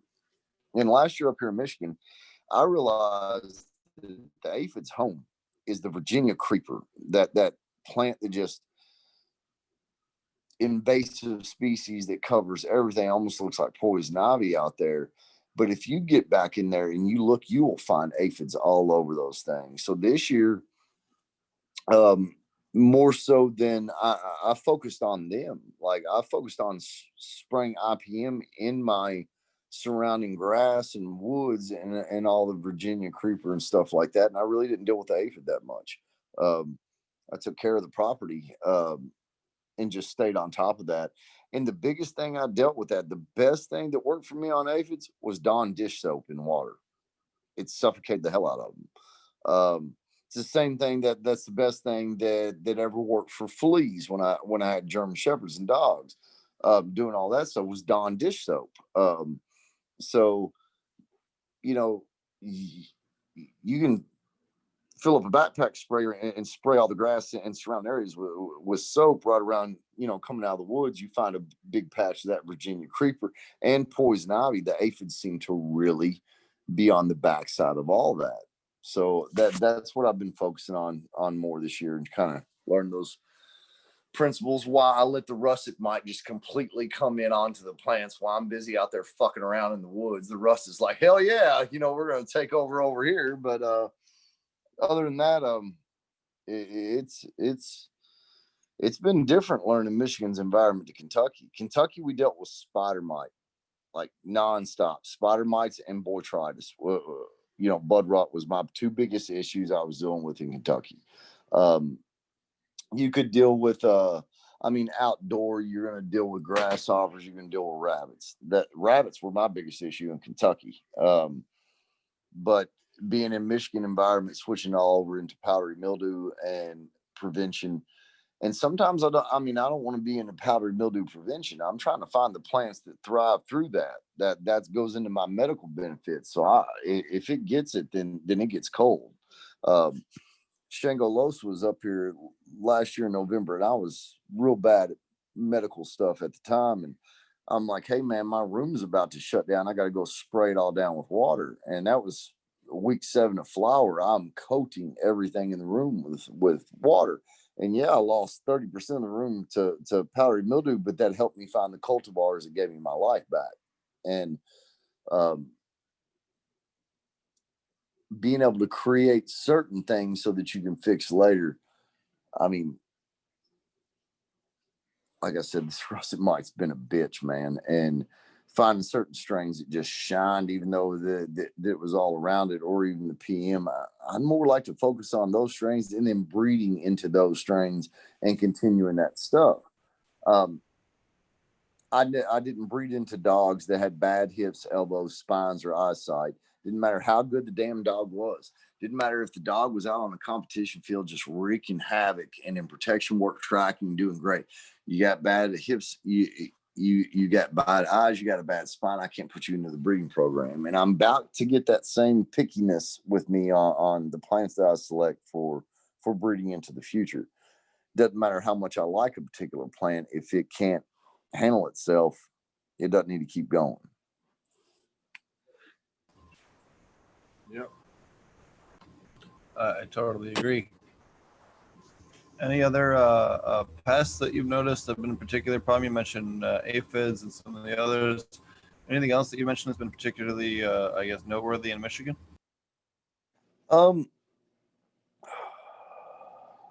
Noteworthy. Yeah, last year I dealt with the shit out of caterpillars and moss, but I did not this year. And I dealt with it on two fronts because I ran the Michigan house. We just got this farm this year, but I had a house up here, and we had the Kentucky hemp farm last year, and we dealt with caterpillars and moss like crazy last year, and I just didn't this year. I bought one of those dino lights, or one of those mosquito light type things. I didn't put the pesticide in, just the light. I'd seen Mean Gene from Mendocino post about this last year, and one of them is supposed to cover an acre. I put 3 of them out there during veg, and I ran them, and every morning the tray would be full of those things. And I think I might have saw one caterpillar on plants this year, one, when I might have seen one on each bud last year. So it was quite a shift this year on the caterpillar damage. Other than that, no, I haven't been hit up to. I mean, the russets were nothing, or what nightmares are created out of. The aphids are a fucker in their own self.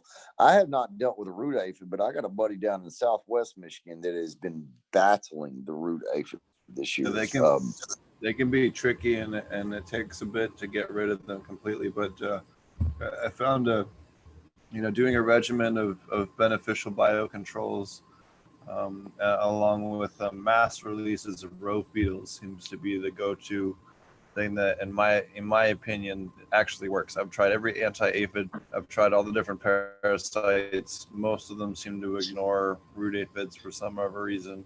But rove beetles and your biocontrols on rotation along with H miles seems to be the thing that actually works. Doesn't work fast. It'll take you a few weeks, but it does work. God, Marty. I got some rogue last year. They're fun. They're fun to see actually do their job, really. And I can't even remember who sent me this video. If they're watching this and they won't speak up later. Somebody sent me a video on Instagram later of a praying mantis running through its plant to grab a grasshopper and eat its head. And I swear I must watch this thing 10 times, Steve. I'm like, wow, that is freaking awesome and gnarly as hell. And I need some more praying mantises. But it's the IPM game is it's funny. I have all these dragonflies in my backyard, and I'm out there trying to spray stuff, and I'm like, please don't let it hurt any of the dragonflies. And luckily, everything that I've sprayed, like the Dawn dish soap, don't seem to mess with the dragonflies. So it's trying to be. Also, my backyard is, and I'm not exaggerating here, I probably got 5,000 frogs all spread throughout my 5 acres, and they all seem to thrive even though I'm spraying. I tried the plant therapy, and then I tried the sulfur, and then I've tried a lot of liquid soap and mineral oil, and it's to keep those guys going also. So it's finding that fine line of what works and what doesn't. And it's and you kind of hit the nail on the head earlier. Being in Oklahoma and being in Zimbabwe, what may work in Oklahoma is not going to work in Zimbabwe. I mean, it's a different adaptive region, and the plants and bugs seem to just change a lot. What's funny is the Southern African strains seem to be the best ones in Oklahoma. I think for the second year in a row, all the Durban crosses are noticeably larger. Like, I'm talking 10 to 15% larger than every other plant in the field that's the same age. And it really makes a huge difference. And I don't know why. They just happen to be adapted to it a little bit better here. They handle the slight humidity and the high heat real well here, and really, you all got a lot of winds too, don't you? I mean, yeah, a decent amount of wind, so they tend to be a little bit thicker stalked. I have a strain that I like a lot called Blue Hash that is nice, giant, super thick stalks. It's made we bred it out in Gilcrest, Colorado, out in the plains. So it's used to the storms, it's used to the wind. It's what I mean. It nice sturdy trunks to it. So the Durban and the African strains, I'd like to delve more into for my medical research needs. Ben, Emerald Mountain did a Ras Malawi a couple years ago. It was Malawi to Royal Kush, and I got it. I only had ran it out. I've actually got it back in flower this time. It helped me out a lot. And Duke Diamond had a Durban Tie High flower. Man, that was actually the Durban Tie High flower. And I tell people the story constantly. Don't ever pay attention to percentages. It tested at 13.5 THC. That was the strongest weed I've smoked in the last 2 years. So the Durban has some medical values to it, and getting into some African strains that were from there. I know that they were used for malaria and those type of issues.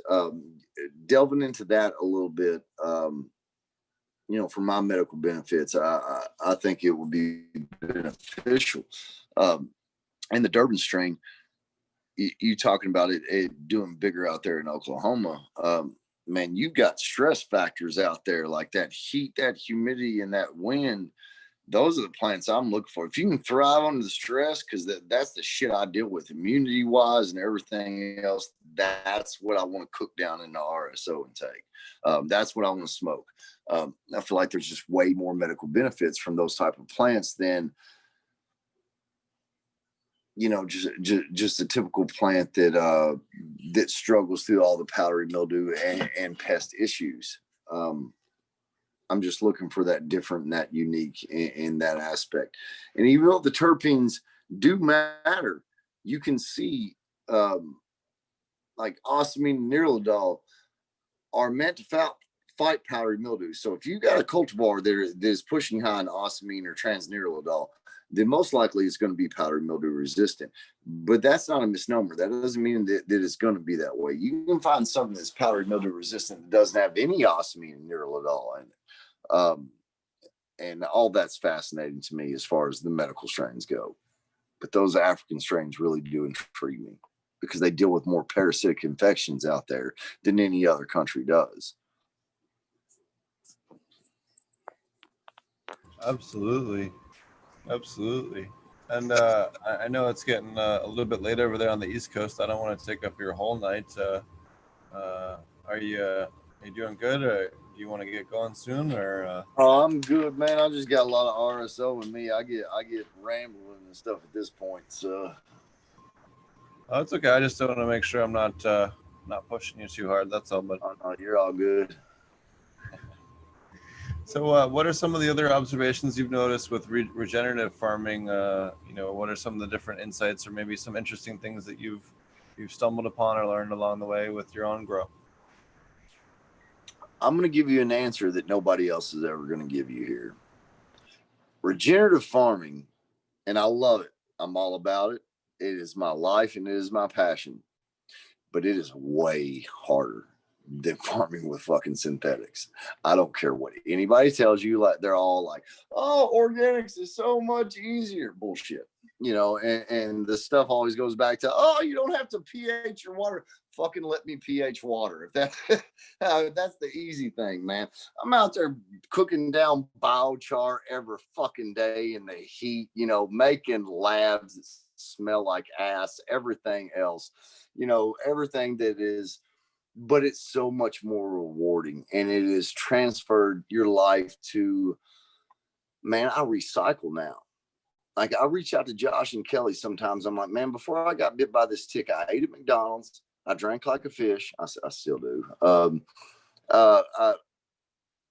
I did not live a good life. I did not care about recycling a bottle. I didn't care about spraying Roundup on my dog kennel to kill weeds that were growing through the concrete, all that. This has changed everything.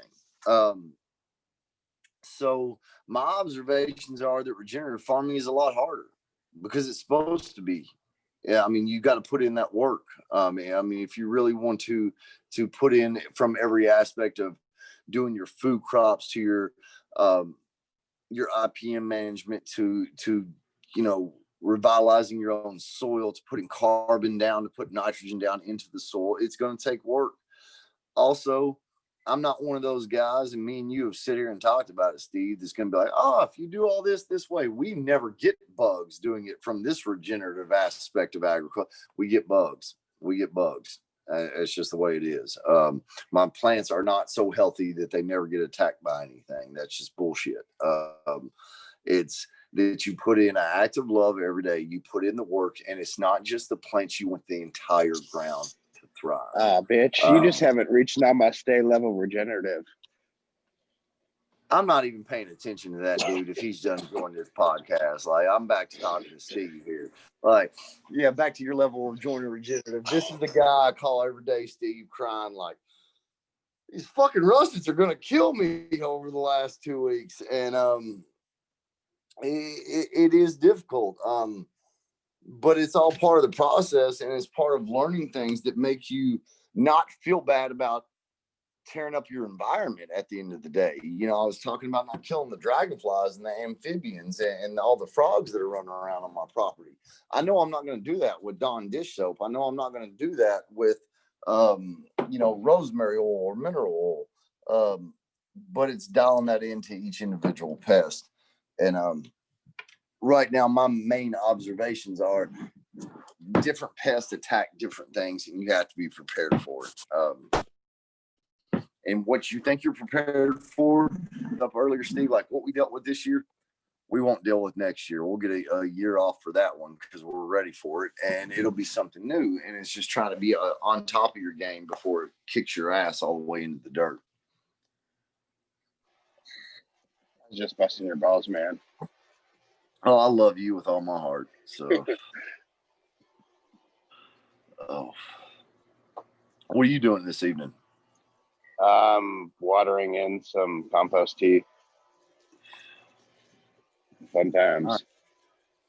I've got I told you I was doing that experiment earlier on compost tea, so I'm brewing it these two different ways up here, and I've got this. So I'm aerating this one, and then I'm vortex brewing this one, and it's the exact same mixture. And then I've got clones of the same thing. So I'm just doing little experiments because, I mean, what else the hell do you have to do than to keep pushing all this stuff to see which way works better? But I really like these vortex brewers so much more than aerating for the compost, but mainly that's for the cleanup. But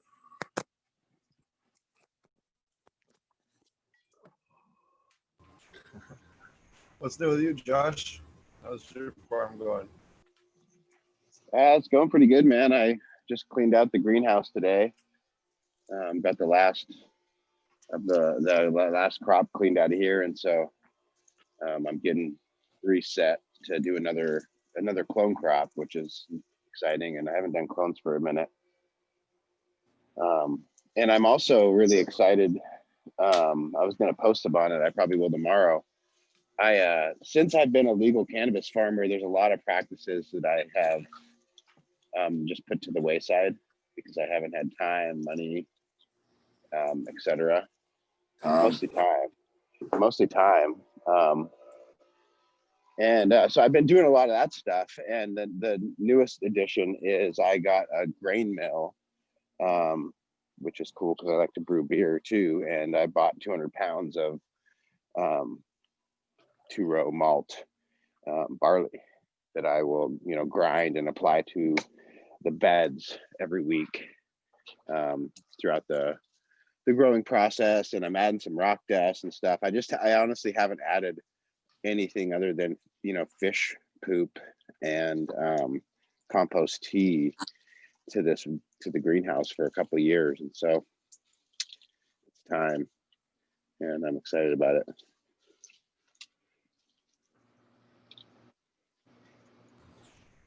Awesome. Yeah. And actually one thing a dorky thing I was thinking about, and I haven't put, this was just a thought I had today. I was talking to my buddy who we used to brew beer with, and he was, I sent him the picture of the mill, and he was like, "Oh, cool, dude," because it can do like 30 pounds at a time, which is a lot of grain, And he's like, "Well, what's your goal? What are you trying to do?" And I'm like, "Well, we're really trying to feed like predominantly fungi, but microorganisms on any level." And he's like, "Well, okay, that makes sense, the fungi, because when we brew it out, we're extracting and changing the starch of the seed into a sugar, and then that's where the bacteria grows." And my brain went, bing. Oh, dude, I could like fuck with this throughout the growth cycle, and then maybe I'm gonna do a little test on this in a corner of the garden where I'm gonna actually brew out a wort or a beer before you ferment it. It's the same thing with the way they make whiskey. They make a wort, and it's just boiling the grain and changing it from a starch to a sugar. And I'm going to try that, applying that, cooled down into the root zone, like probably week 4, 5, 6 in there, something like that, to see if I can boost THC. goofing around. Hey, so I got a question. You said you bought what was it, a hammer mill? No, it's a grinder. Like I mean, it's got like a 3-row. You know, it's not a Well, hammer. Shannon brought up like earlier we were outside collecting all the seed from our buckwheat everywhere, and she said, they make flour out of this. Is that the machine you would use to do something like that? You could use this. I think you want something that does a little finer than this. I'm pretty sure I can adjust this down. I'm never making fucking flour out of buckwheat. I was just curious, and I'm not getting her a machine to make flour out of buckwheat because she would want one. But you can make an awesome gluten-free flour out of yellow dock and curly dock too, by the way. Really, man, I outside of the turnips and the radishes, I had more fun with that cover crop than anything because you can just be brutal to it and it just keeps coming back. So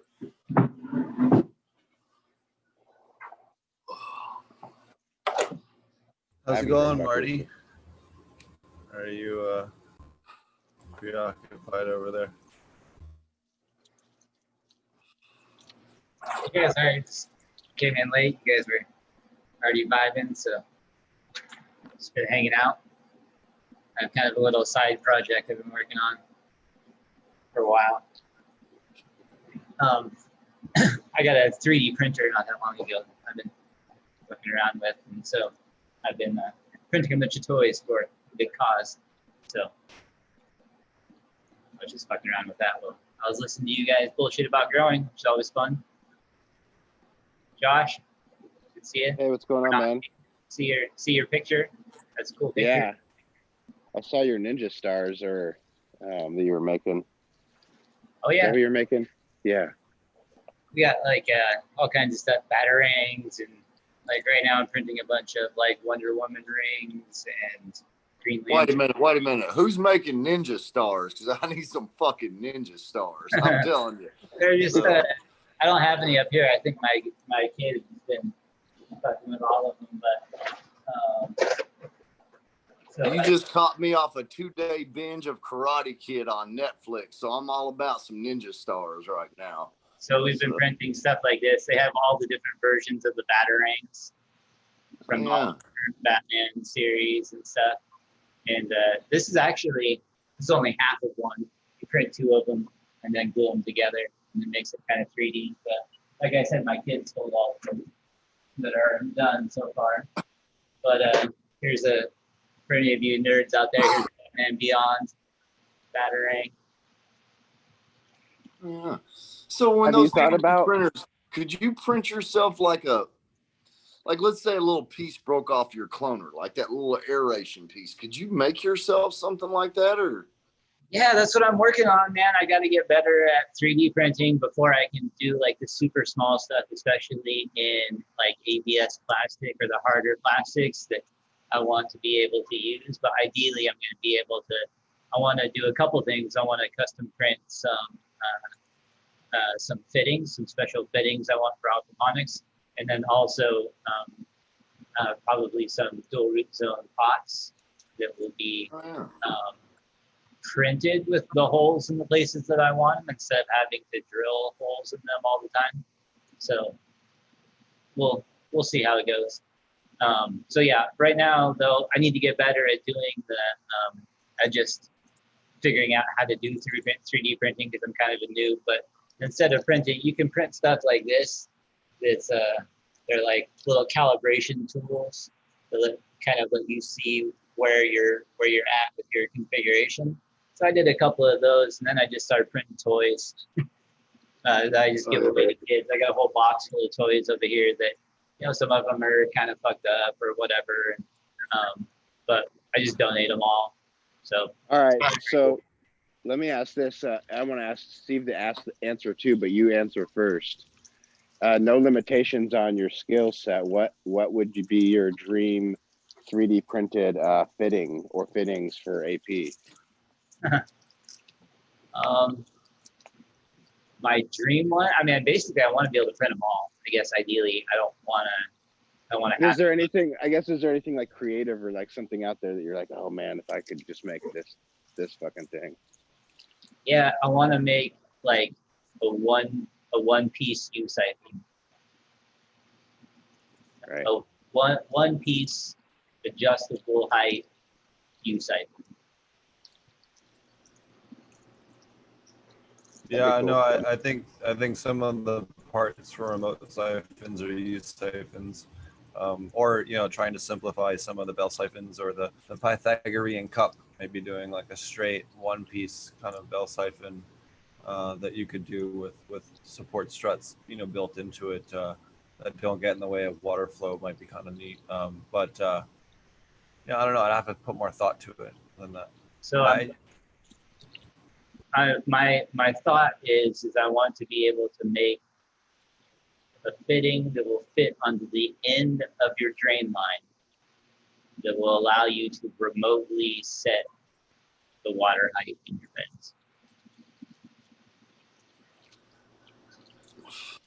I don't know what all that is because I don't do aquaponics, but you can make a neat clone shipper.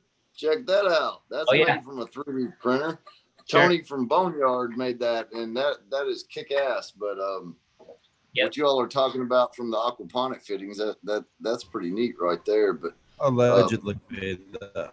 Well, yeah, I mean, outside of like specifically aquaponic stuff, first of all, there's nothing stopping you from doing half a print, stuffing things inside of it, and then doing the rest of the print either. Seal it up inside nice and tight.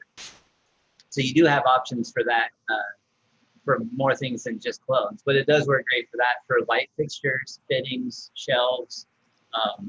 I'm gonna print the parts to do a modification to my Strog net.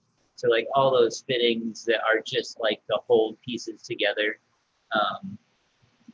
you can just print those. Shelf brackets, and there's so many just like useful things that you can print it for around, just to solve problems. Latches, gates, hinges.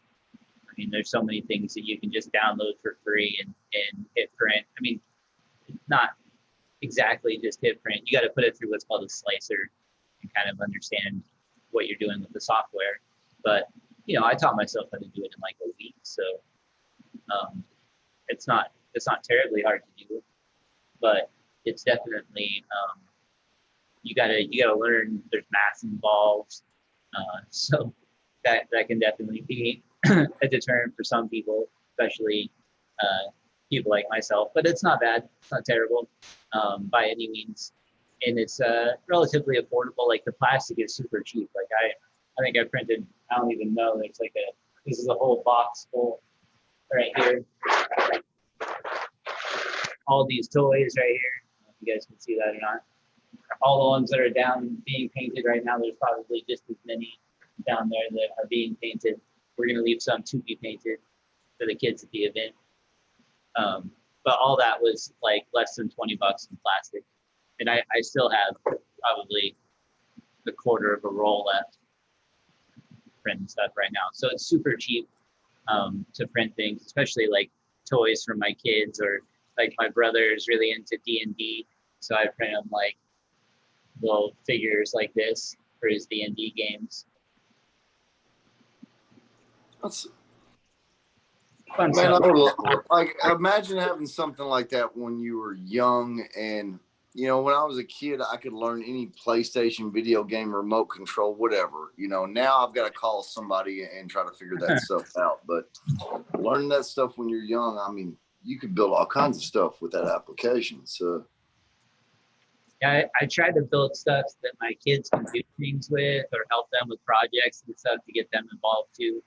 And like my oldest spawn is into different types of cosplay, so they're always, they like, I don't have any of their stuff up here right now, but like I made her a She-Ra sword and a dagger from Voltron and all this stuff that I would pay like, they want like 50 to 60 bucks for this little tiny piece of plastic dagger off the internet. But I can just download and print it for like 50 cents worth of plastic and maybe 6 hours worth of power. So it costs like $1, maybe. yeah. So it's great to be able to do stuff like that too. But ideally, I want to be able, you can use it for like micro sprayers, all kinds of stuff. But all of that requires you have to know how to get like the details just right, or else it'll be prone to clogging or have other problems. On toys, it doesn't matter if it doesn't come out just right, and I may tweak the settings a little bit, learn something, do it again, that kind of thing. So Marty and I have all. You cut out, Steve.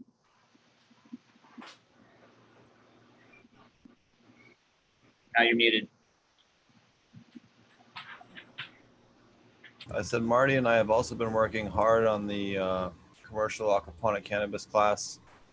We've got a really crazy in-depth version, tons of new SketchUps, pictures and diagrams, tons of new videos, tons of new pictures, tons of new everything. So yeah, we've been working quite hard on that, and it will be ready for this fall. So I think you guys are going to be super stoked on it. Yeah, it's fun. It's gonna be more. That's another cool thing that I was able to print are some cool camera mounts, so that I can get some cool angles and stuff, not have to worry about dropping my phone in the fish tank or anything like that. So that was another cool thing that you can print that you don't really think about, like, oh, you normally go drop 20 or 30 bucks at the store. But so that's going to be fun. I've also found a mount for the microscope so that we can get it looked up, the regular like big microscope and stuff, by printing a foam mount for the microscope itself. So I haven't done that yet, but I've got the schematic up to do that, and hopefully we'll be able to do some live scoping, which will be fun, of both stuff that's outside here and some beneficials that we always do in the class, which is always fun. So shout out to Ladybug in Phoenix, Oregon. They're always hooking us up with bugs. Nathan over there is a great guy. We need beneficials in Southern Oregon. We'd love to support the local guys. Of course, he's ordering from a lot of the same places that you can online, but you can buy smaller quantities and not get gouged on shipping. And generally, he can keep stuff on hand a little faster. And if you've ever dealt with shipping beneficials, you'll know that they only ship on certain days. So like sometimes they only go out on Tuesday. So if you don't order till Monday, it's like 8 days before your order even ships. So usually you can slide into one of his orders that he already has placed. So if you've got local people doing orders, try to support them if you can. And if you're in a pinch, you need them right away. Check with them. What was that? Can I say something? No, that was my dog barking in the background. All right, cool. Yeah. That makes sense. So yeah, try to support your local bug guys if you have them, and shout out to those guys because they're always hooking us up with bugs for the class. I think it's probably been 6 or 7 times now. I think that they've hooked us up with like lace wings and spider mites, H-miles, nematodes, and all the different stuff. You guys, road beetles. You guys were talking about root aphids earlier. Definitely gone to war with them before. So definitely the Basana Bavaria or Botanigard mixed with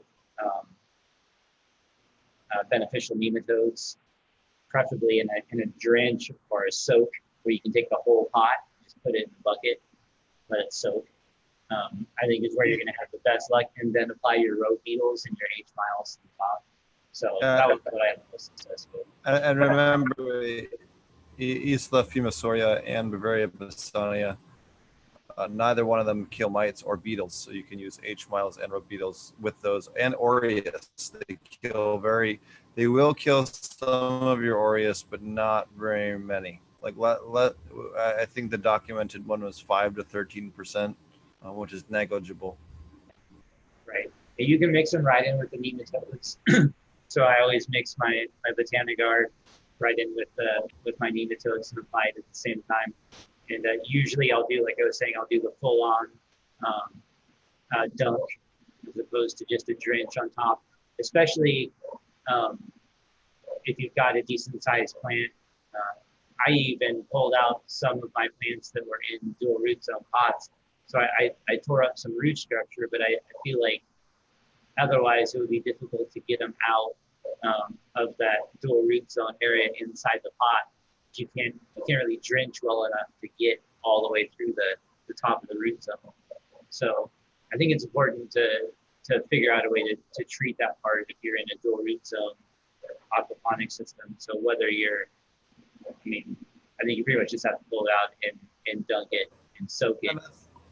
And that's really an area where like those biological controls shine, because they really do prefer that hyper humid environment.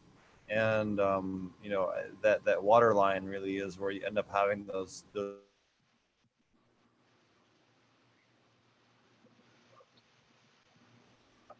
for sure. And so I feel like that was really the sort of the magic for getting rid of them out of the system that I had in here.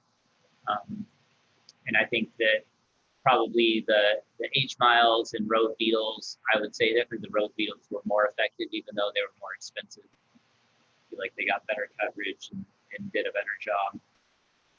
But overall, definitely use both of them. So yeah, I think that would be my root aphid experience or advice or 2 cents, whatever. But haven't had them here in a while now, knock on wood, obviously, but I think those are probably be my go-to treatments for those. And then russets, like he was talking about, definitely heating them up. I have had multiple people around here say that they've been able to do that with their indoor, and definitely made a difference. I don't know if it doesn't completely cure it, or if they just continued some bad practices and kept them around after they killed them off or didn't do it right. Not everybody's had 100% success, but everybody has reported that it's made a big difference. And it's been, I think, 120 degrees for an hour is what the minimum recommended is. And you can cool it back off. And I know, I think Josh, didn't you have some experience with that too, or am I getting my wires crossed with someone else? Yeah, no, I've done it a bunch in my greenhouse. In fact, I'm watering now and putting out this compost so I can do that tomorrow. It's part of my cleaning process between runs. I say that like I do this all the time, like I flip this greenhouse over, you know. But I mean, I don't. I'm aiming. I've always been aiming to, but I am flipping it over right now, and I'm excited. So I'm gonna heat treat it tomorrow, and maybe the next day, before I do put my clones in.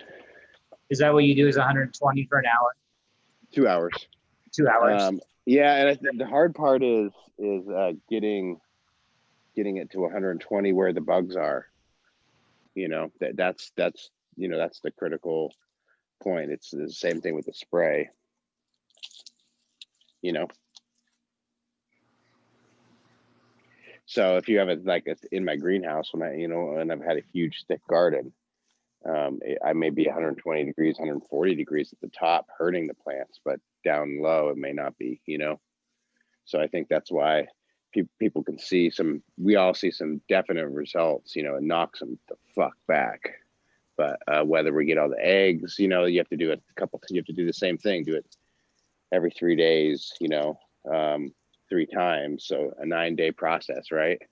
And still being, you know, sure to get coverage and get that heat coverage everywhere in the garden is the challenging part, you know. And then I think also in a greenhouse, it's easier in an indoor, but you know, being able to turn that up real quick, right? Because the slower it happens, the faster or the more opportunity the bugs have to hide in places to get shelter from the heat. But if you can like get that heat going quick, you know, then they get worked.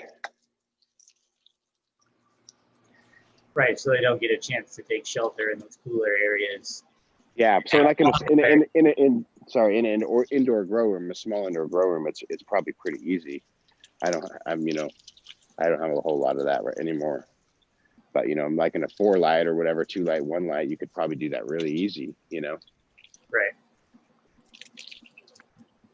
For sure.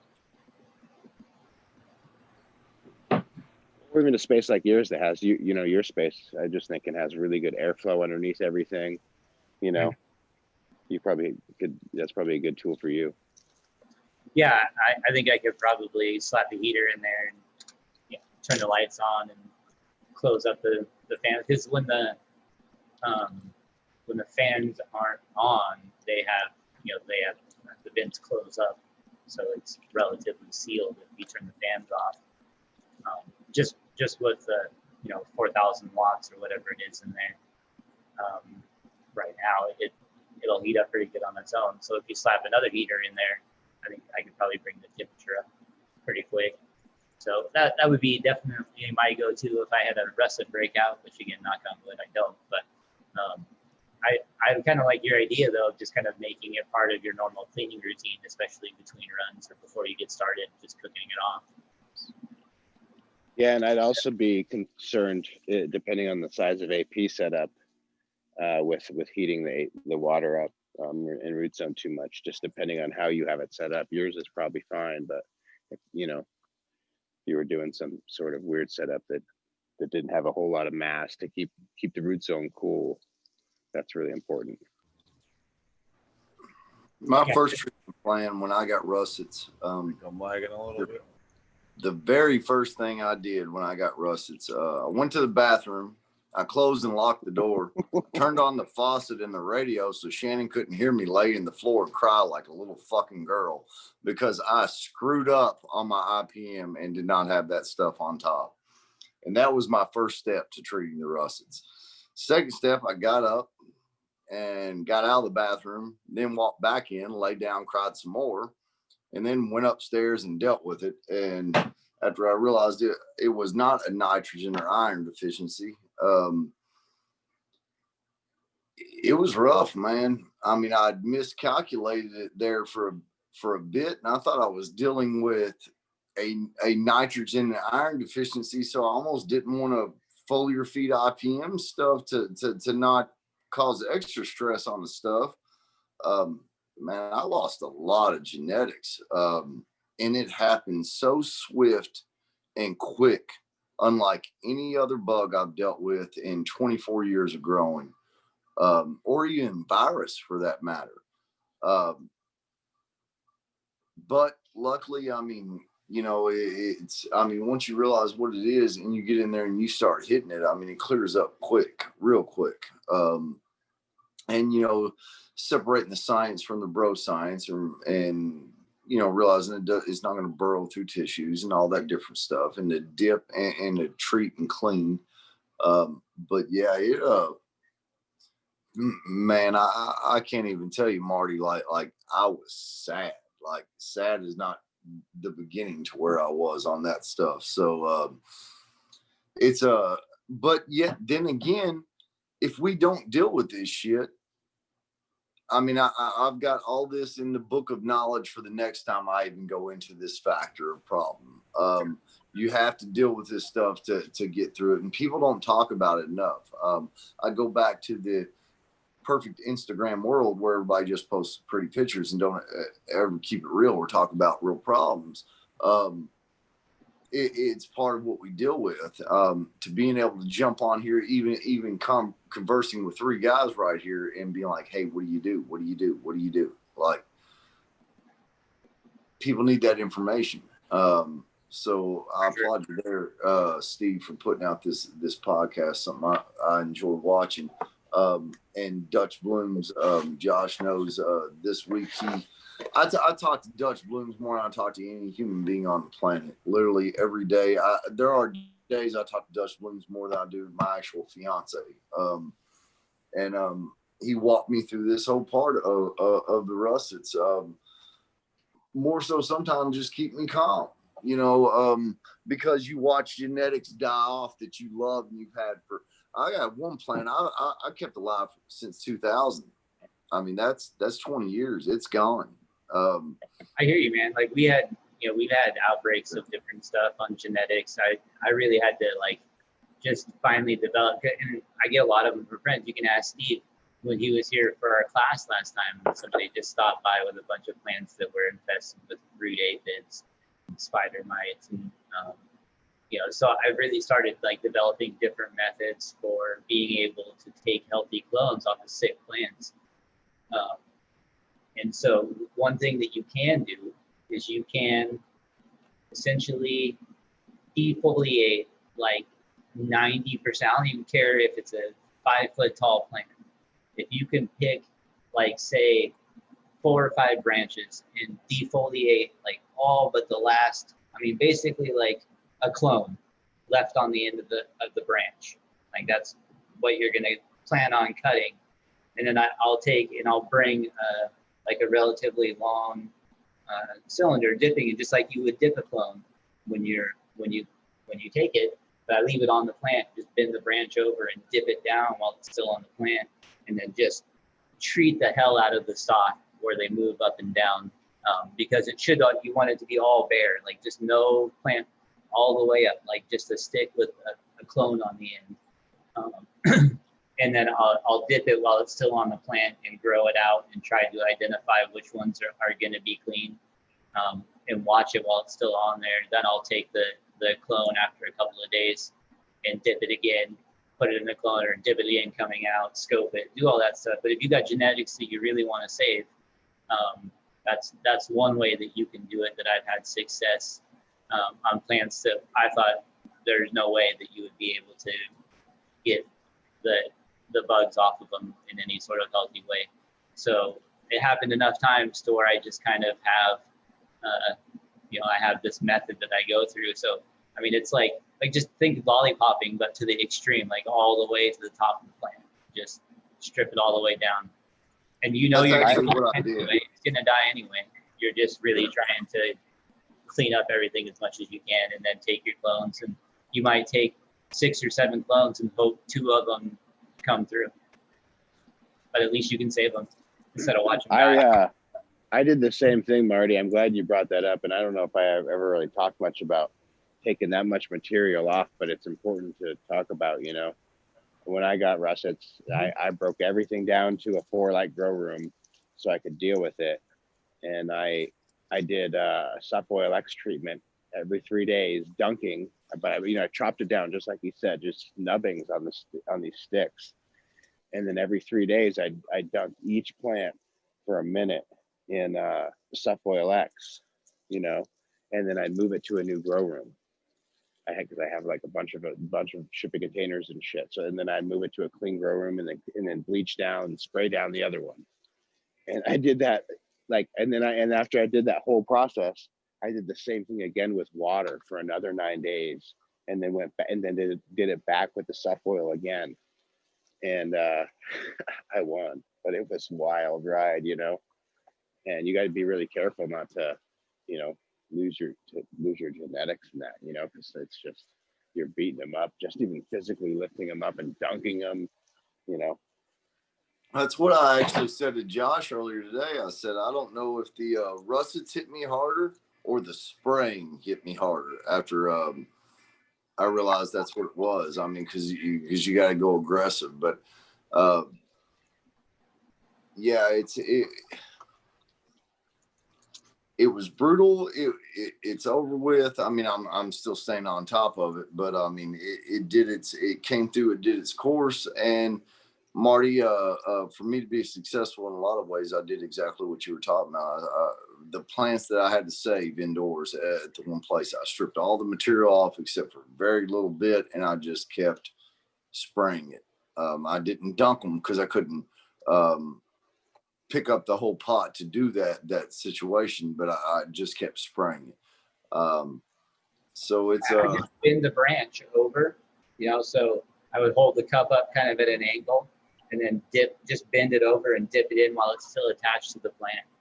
And I had the best luck doing that. And even with spraying religiously multiple times a day, I just found dunking to be way more effective, even still attached to the plant. So that's what I would recommend doing. I really don't even, if I'm trying to save a plant, like I'm not just trying to treat an area, or I definitely do sprays there. But if I'm trying to save some genetics, I'm dunking everything I'm about to cut, and I'm dunking it when I cut it, and I'll even soak them underwater when I take the clones, I'll leave them underwater for, even a couple minutes and then throw them in the cloner. Yeah. So I try to you really need that. time of clone. You really need the protocol for bringing stuff in, and having the space to quarantine, and it's really hard, to have that. That's my fault on that. I just wanted the clone back. I got excited. I know about quarantine measures. I've already talked to you about this, Joe. I lost Triangle Kush last year. I got it back. I was so excited about it. I just moved it right into the bedroom, and that's where all the problems happened. And it's of course it was the first one to die, so I even lost it again. But it's just, it's just part of it. You live, you learn, and next time Shannon's actually insisted I build a quarantine room so I never go through this again, because it's emotional when one plant, like I said, been with me for 20 years. That's the longest relationship I have. It makes it more difficult. But guys, it is midnight here on the East Coast. I've got about a lot of RSO in me and a couple drinks, so I'm gonna hop off here. Man, I'd love to do this again, Steve, anytime. And Marty, it was great meeting you and talking with you. Dutch Blooms, you can go fuck yourself. But the rest of you guys are awesome to me. So, but no, I love Dutch Blooms. He knows it. But I appreciate y'all having me on, man. I love chopping it up, and I'd like to do this more.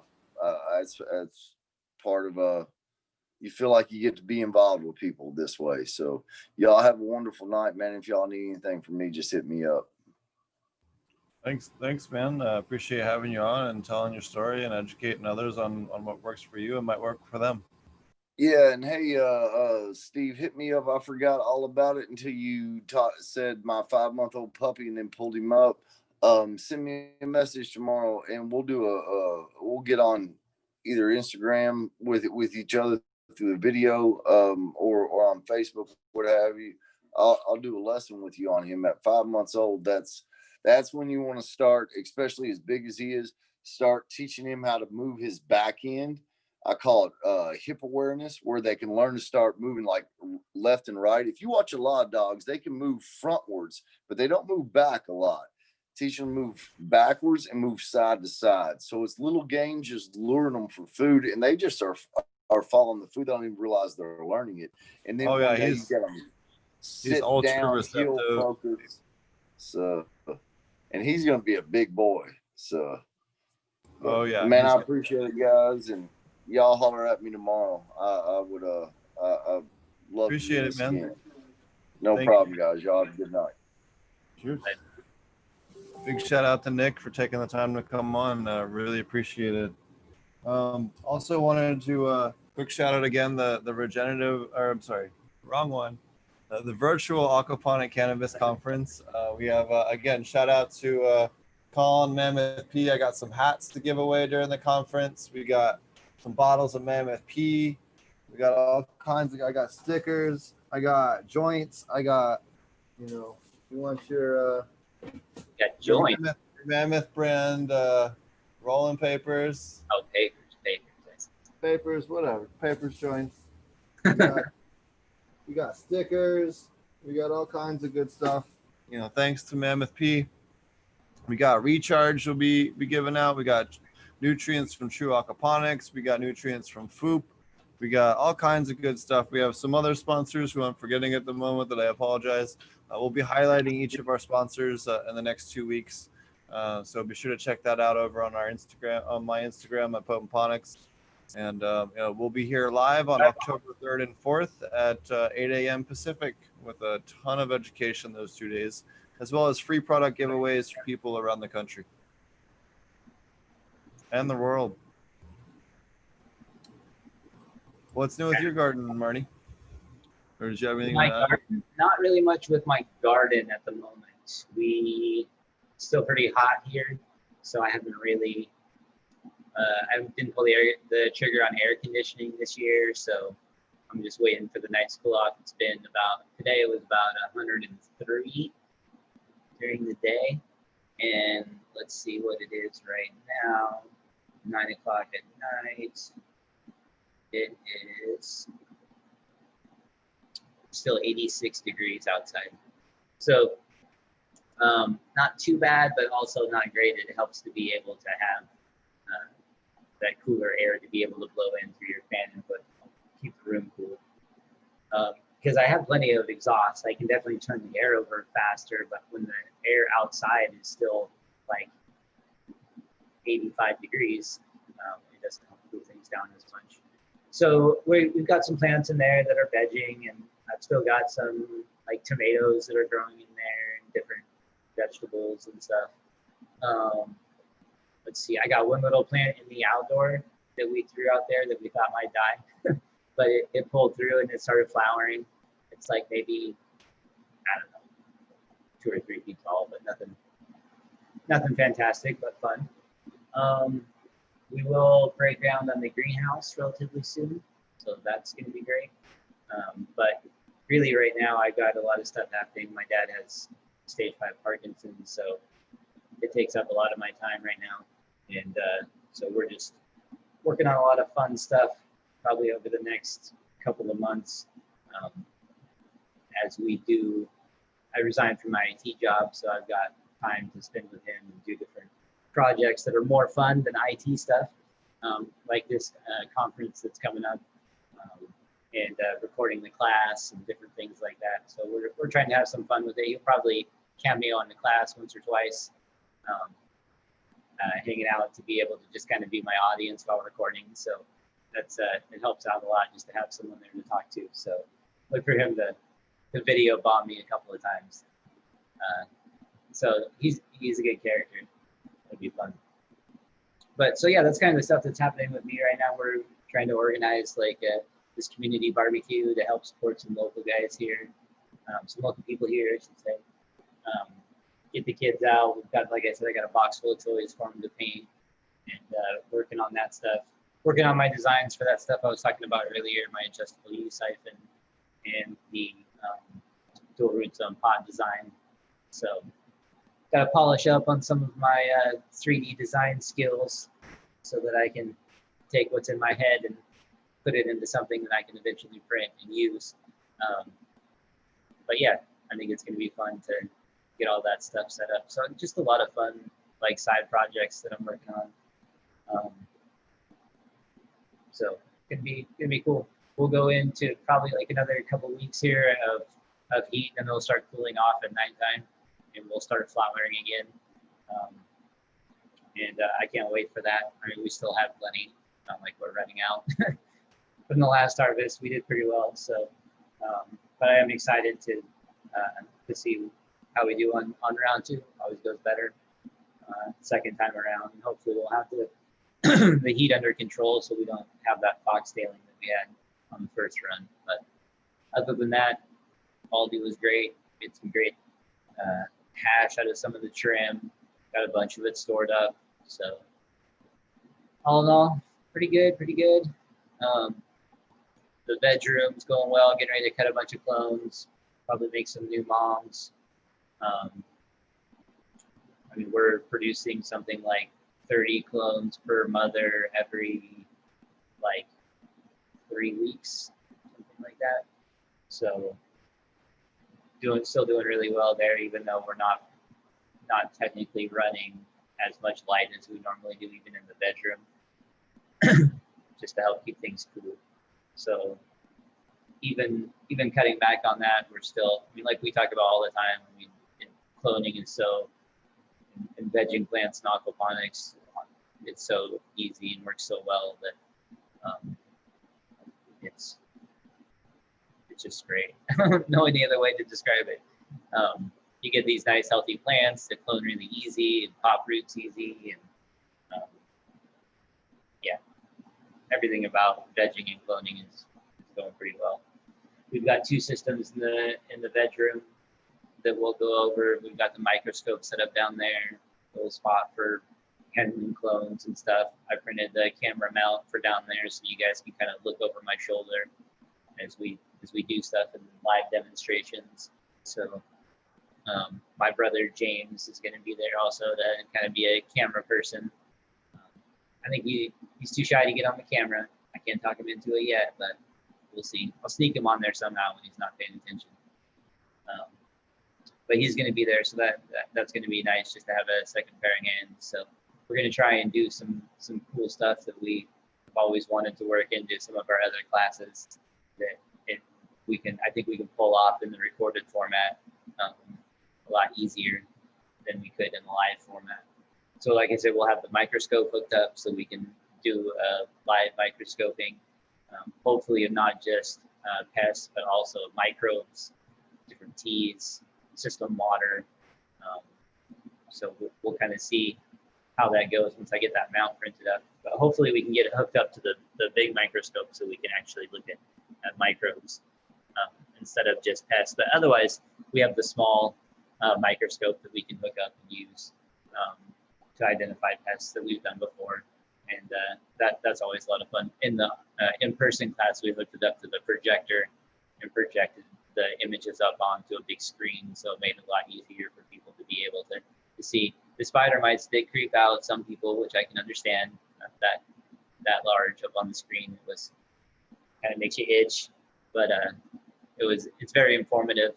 Really helps to be able to identify some of those pests so that when you see them, or even just identifying their damage. I think we found some aphids that time too, so it was a good opportunity to identify that stuff in our in-person class. So yeah, I think that it's going to be a lot of fun. I think the conference itself is going to be a lot of fun. I'm excited for that too.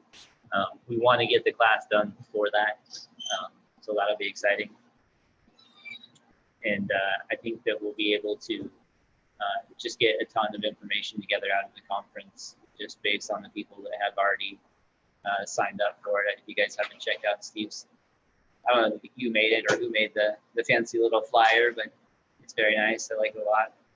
And it's posted in the Aquaponic Cannabis Growers group. It's posted on my Instagram, Steve's Instagram. So definitely go check that out. There's a whole list of names on there. Steve, is there, let's see, that I have it up here. So we can talk about who's going to be there. I don't have the latest updated flyer on me, but I know that Tanner Stewart from Stewart Farms will be joining us. The gentleman from Habitat Life, Liam Keys. We have Rasta Jeff from Irie Genetics is also one of our newer speakers. He's not currently on there. Dragonfly Earth Medicine will be part of our breeder panel. We have Chris Trump and Wendy Cronenberg speaking on Korean natural farming.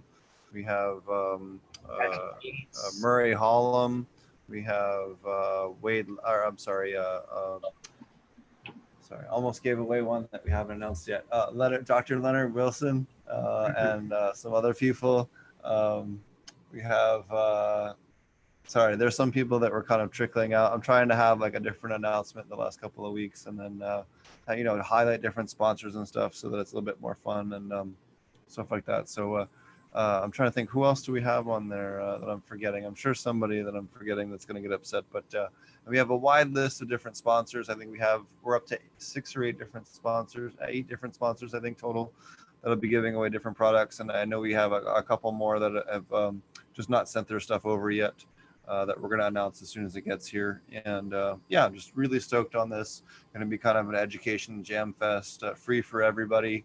We're not asking for anything. And then yeah, Marty and I are trying to get the class ready for the fall. A lot of people are going to be looking to bunker down for the winter and really, educate themselves, especially with current global events. What better time to educate yourself on this in depth, and then also being able to provide a much longer in-depth class. There's a lot of video footage and pictures that we really haven't had a chance to share with you guys, that we've filmed at different consulting clients that we have a chance to share with you. Especially in the way of pests. I'm glad we had the conversation tonight about posting, kind of things gone sideways. Anyone that follows my Instagram, I try to post at least one of those a month from various consulting clients that I've walked into and gone, oh man, okay, well, let's take some documenting pictures so we can show people good examples of this, and then you know, address the problem. But that's one thing I want to highly emphasize. If you have something screwed up, take pictures, because you might be able to show someone much farther progressed, and they might not understand the severity of a problem and how quickly it could spiral out of control without seeing what it looks like 3, 4, 6, 8 weeks farther down the line. So even if you have a spectacular failure, document it and save. You don't have to share it with anybody. You don't even have to tell them where it is, but say, hey, I saw this one time, or I saw a forum post, make it up. Tell them that you got it offline. You don't have to know it's from your grow, but use it as an educational tool. I don't even care. I get shit all the time for stuff I posted on my YouTube like 5 fucking years ago about when I got PM one time, and then I posted out it, and I still have to like deal with people commenting on it, but it's still worth it. Like, you just fucking ignore them. Like, of course. Like, who has grown indoors and not gotten either PM or spider mites? Like, yeah, who hasn't? So, they say they haven't. The line, and especially if you start now, you're going to. So, people are going to need to see what it looks like. There's no point in just posting everything good. Like, it's always seemed silly to me. So yeah, and actually one of my oldest videos, for whatever reason, gets tons of views on it. I mean, that's just for whatever reason. I don't know. I'm assuming other people also had PM and we're looking up how to deal with it. That's probably why it gets out, because it's in the title. I don't know why randomly one video out of a whole series on like my second or third run, I think I got PM in one of my flower rooms. When I had to just grow up my highest viewed video is I randomly decided to do a video on how to top your plants, and that just happens to be the one that has like 250,000 views on my channel. Yeah, because people want to top their plants. I think that it's kind of the same line. A lot of people get PM. That's probably why those get more views than others. So, I mean, personally, I think if you're just gonna hide everything that you fuck up, then what's the point? Like, why are you? I mean, I guess you can still share what works, but it seems like you're shorting the people that are going to try and do the same stuff that you are. Like, why not help somebody avoid PM spreading to the point where it's irrecoverable? But whatever.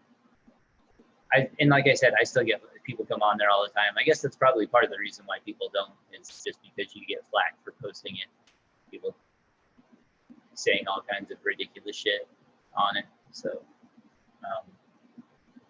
yeah, like one guy insisted that I had probably killed someone with my PM, and I'm like, no, I cut it all off and threw it away. Just took video of it so people knew what it looked like. Not smoking PM or distributing it to neighborhood kids or anything like that. Oh yes. No. I remember I was consulting for a gentleman under 51 farms down in San Diego that I bought in a giant bag of weed, and it was like, oh, look how frosty this was, but it smelled like a high school locker room, and he just didn't understand what he's looking at. So you never know who you're gonna end up with. Yeah, I mean, I guess it's one thing to post a video and be like, here, this is what PM looks like, and educate people. But if you're posting your PM covered buds as an example of how great you are, then that's probably not the same thing, not advisable. Yeah. So I mean, I guess I do understand some of the frustration around it, but I think as long as you're documenting it and you're saying, here, this is what it is, and this is why I'm taking pictures of it, and what I'm gonna do about it, and like, why not? I feel like everything else would just be like ego driven, like, oh no, I killed a plant.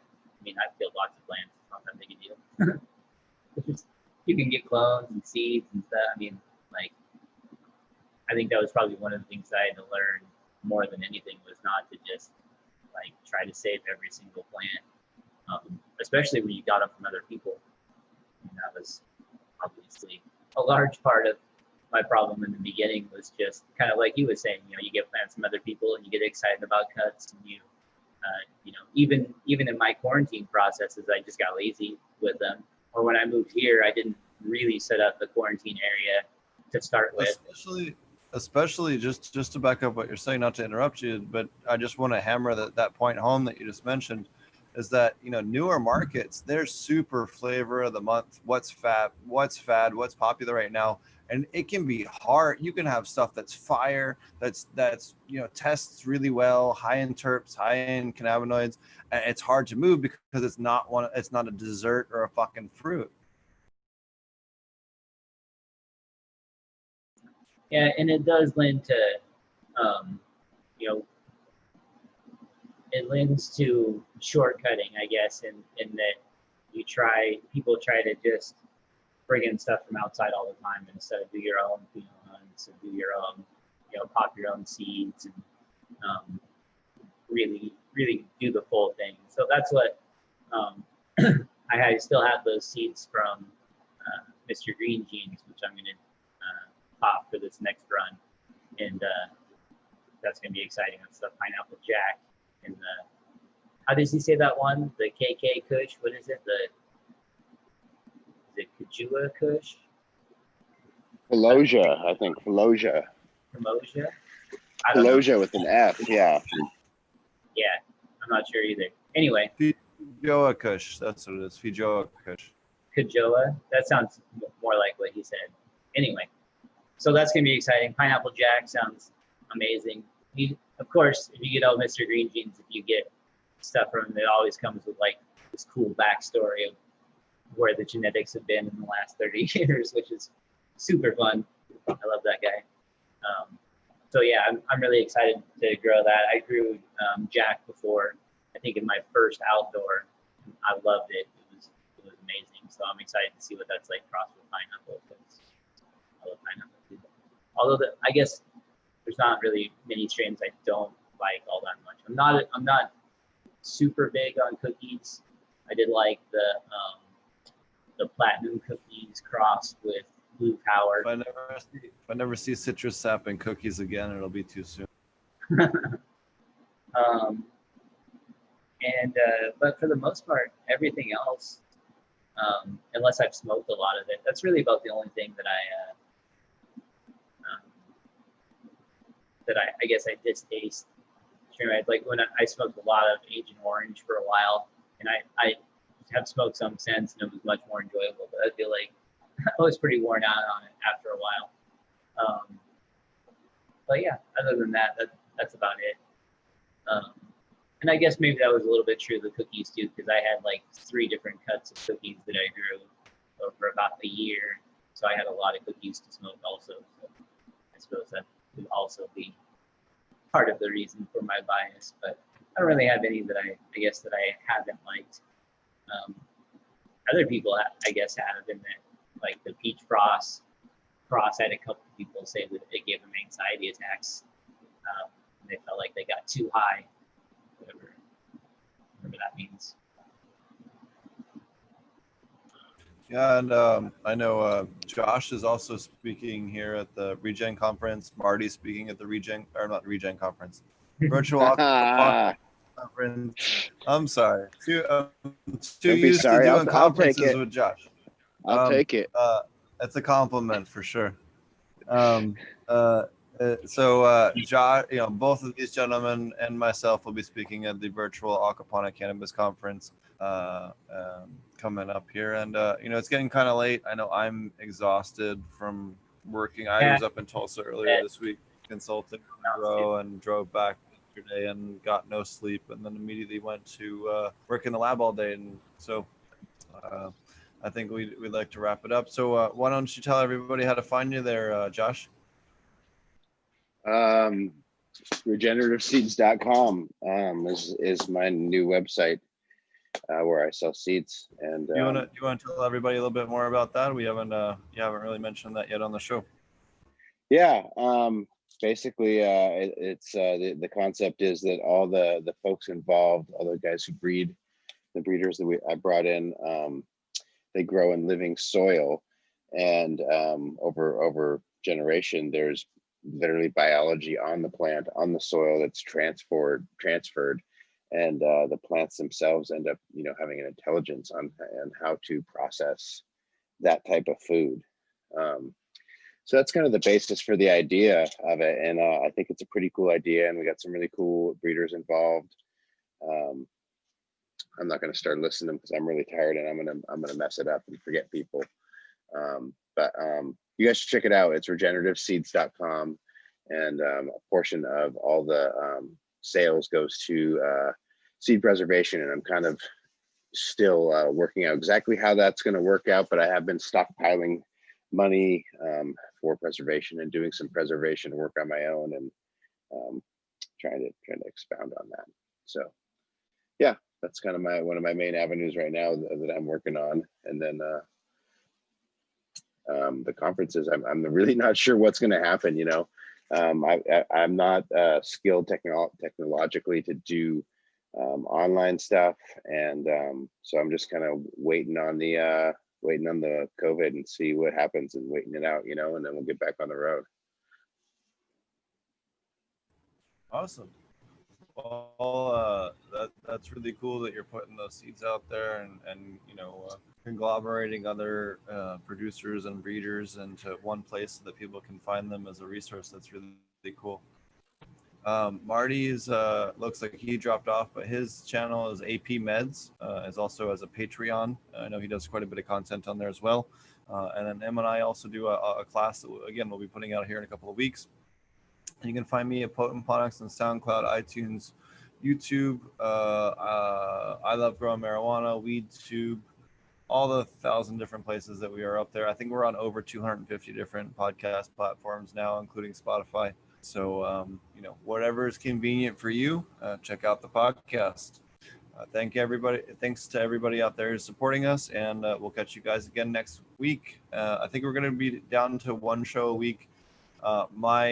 I have a company and getting off the ground here in Oklahoma. Our supply, or the demand for our product, has been psychotic. So I've been working very long days, and yeah, it's been going quite well, but it means I have to work very hard. So I think one day a week is going to be at least a little bit easier for me to do it for the short term until things get a little bit more balanced out. But it's not because of bad things, I'll put it that way. So alrighty, we'll also be doing an on-site filming at a hemp grow in Georgia here in a couple of weeks. I think end of September, early October, which is going to be really cool. To see a southern East Coast cannabis grow, which I have never seen or even heard of. So that's going to be really awesome. They're flying me out there, so that's going to be cool. And then some other cool stuff that's going on. So we'll see you guys here soon, and we'll have some pretty cool, unique content here in the next few weeks. Take care.